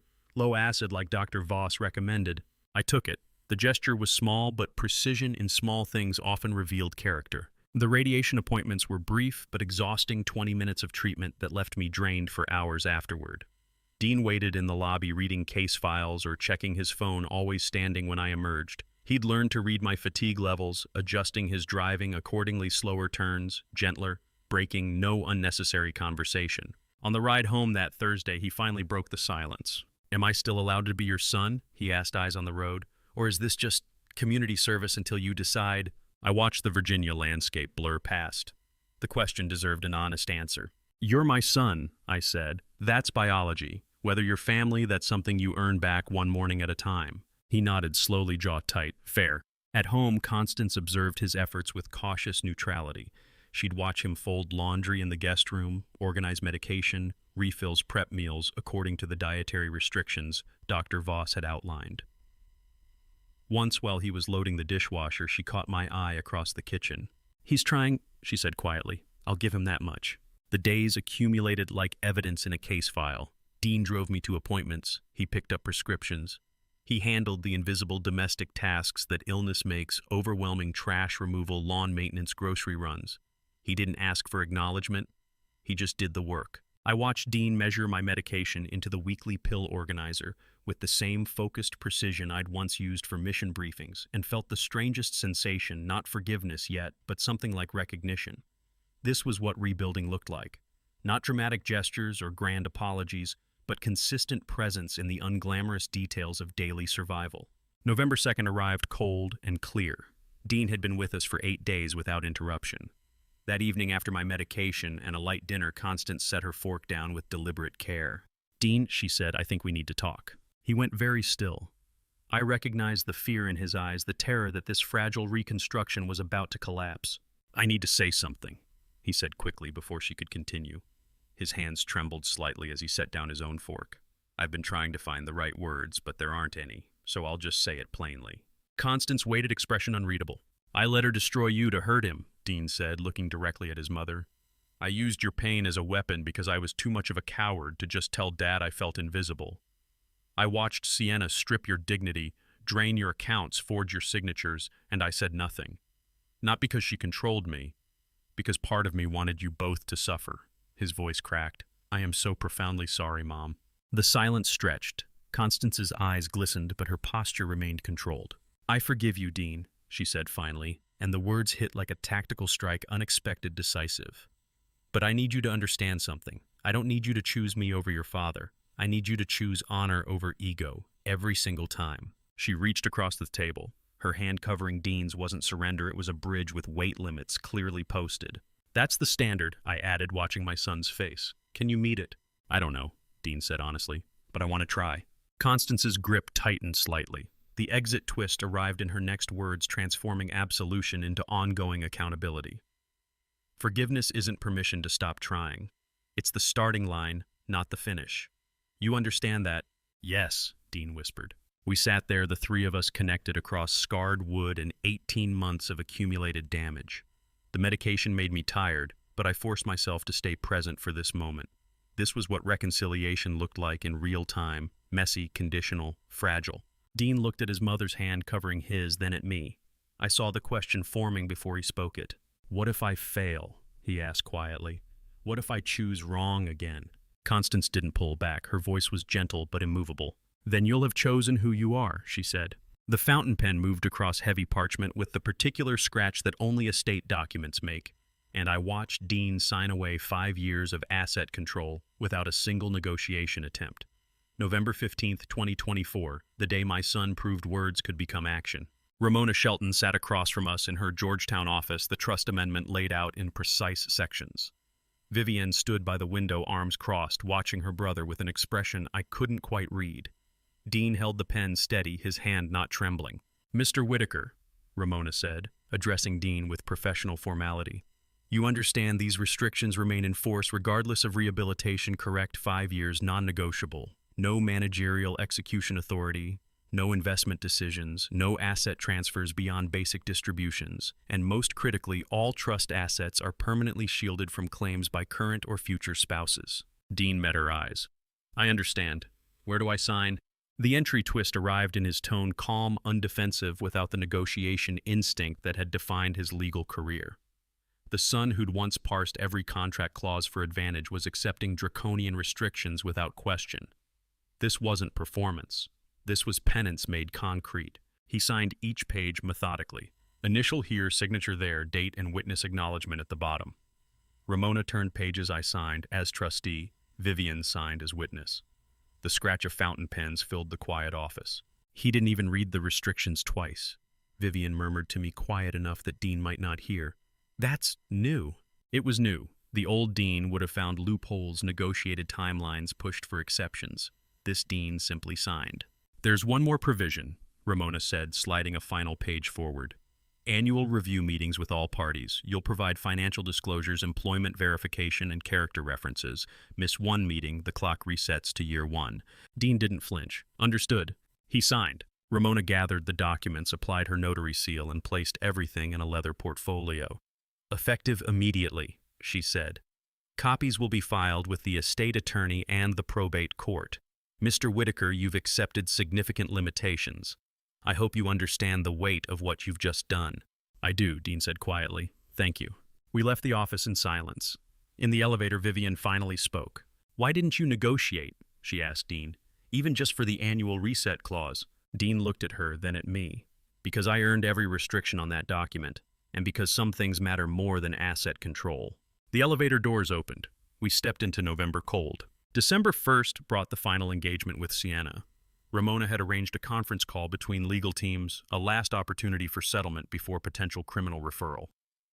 I sat in Ramona's office with Vivian beside me, watching the speakerphone with clinical detachment. Sienna's voice came through clear and confident, accompanied by her attorney, Malcolm Brenner, who possessed the weary tone of a man who'd just realized his client had withheld critical evidence about forgery and fraud.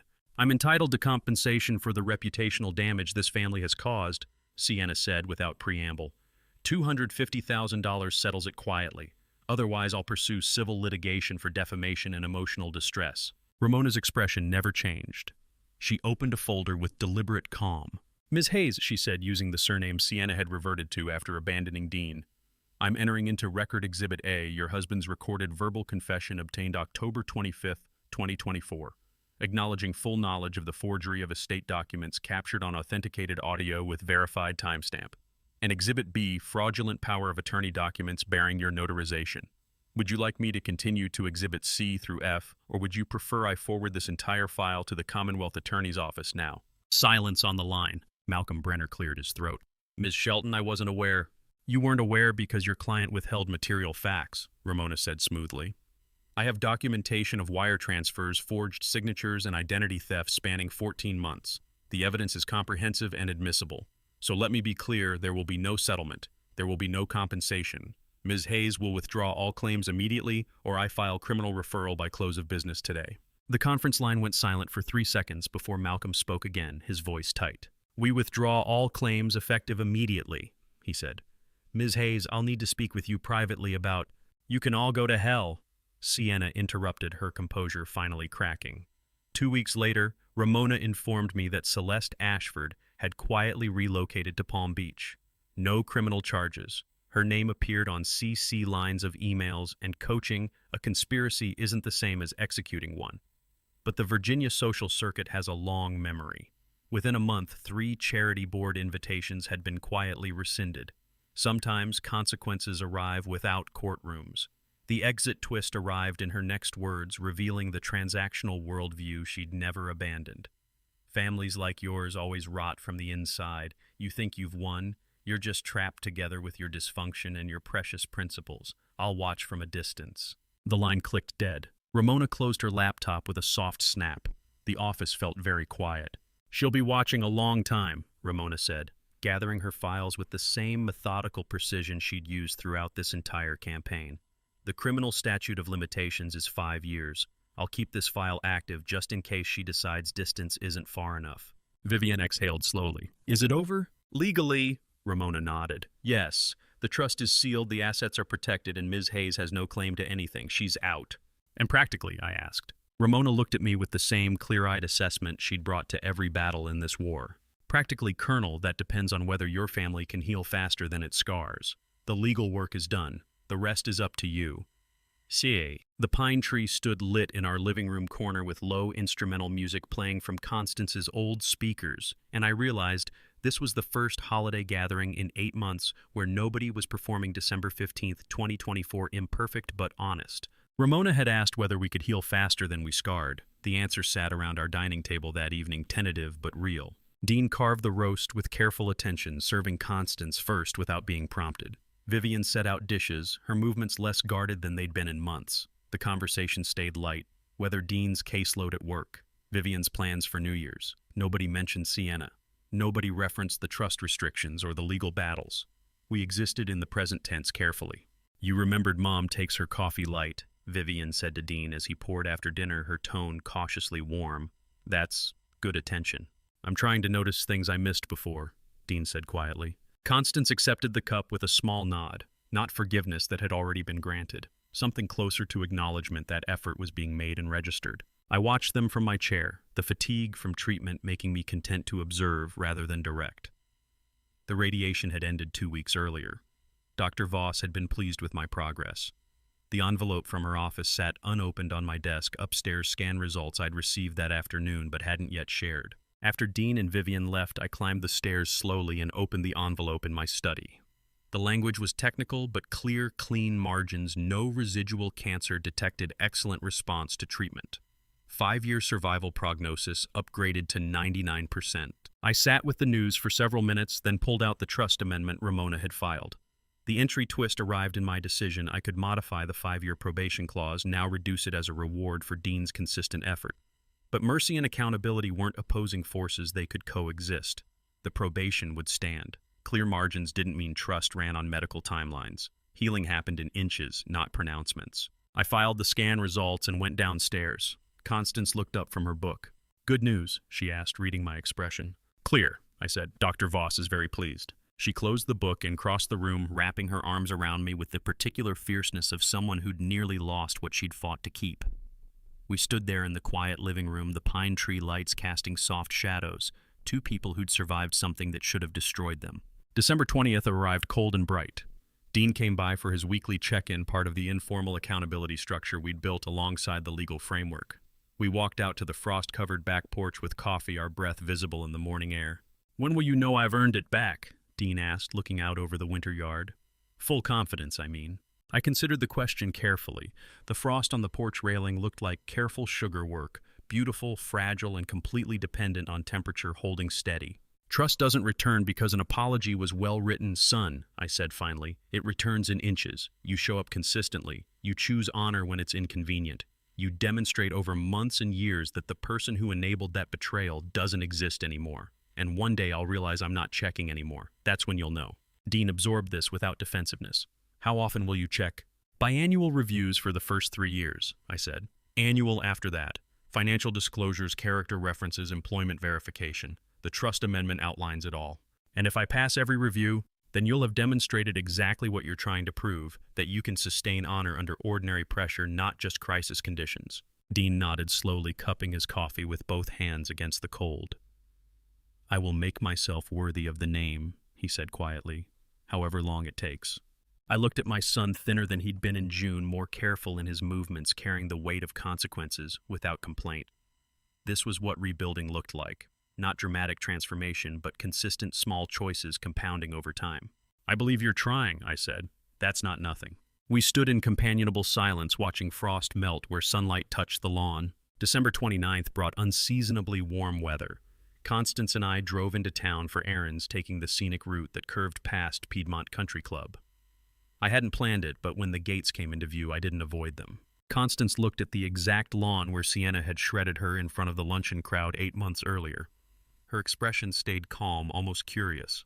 I don't shake anymore when I see that place, she said. I reached across and took her hand. Constance's hand in mine felt exactly the same as it had 32 years ago, and I realized some things survive intact if you're willing to defend them. Dignity isn't given by a crowd, sweetheart, I said. It's what you keep when the crowd is gone. She squeezed my fingers, still looking at the club. You taught me that.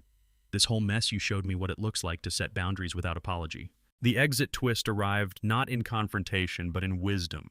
Earned through fire protection and love weren't the same thing. Sometimes they looked like the opposite. Sometimes defending the people you loved meant teaching them exactly what love would not tolerate. I squeezed her hand as we drove past the gates, the winter sun setting behind the building where she'd been humiliated, and I'd learned what protection actually costs. Sometimes, I said quietly, to protect the people you love, you have to teach them that love never includes the privilege of making you crawl. Constance turned to look at me and smiled, the genuine smile of someone whose dignity had been restored not by vindication, but by refusing to surrender it in the first place. We drove home in comfortable silence, two people who'd defended what mattered and emerged with it intact. And to you listening to my story, remember this: protecting the people you love sometimes means drawing lines you never thought you'd have to draw. I'll be honest with you. For years, I thought providing for my family and building a legacy was enough. I missed the signs that my son felt invisible, that resentment was building beneath the surface. I didn't realize that love without boundaries could become a weapon in the wrong hands. Don't make my mistake. Pay attention to what's left unsaid, because silence often speaks louder than words. Here's what I learned. Dignity isn't something anyone can give you or take away. It's what you refuse to surrender even when loved ones ask you to crawl. Setting boundaries within your own family is one of the hardest things you'll ever do, but sometimes it's the most loving act possible. I believe God allowed me to face this to teach me that protection and love aren't opposites. They're partners. Real family isn't about bloodline alone. It's about honor, accountability, and the courage to demand both. I'd love to hear your thoughts in the comments. Have you ever had to choose between keeping peace and keeping your dignity? Stories like these real family Reddit stories about boundaries and betrayal connect us all. If this resonated with you, please share it with someone who needs it, and subscribe to Dad Silent Revenge for more family Reddit stories that matter. Thank you for staying until the very end. Your time and attention mean more than you know. As a final note, while this story contains fictional elements crafted for storytelling and reflection, the lessons it carries are real and worth holding on to.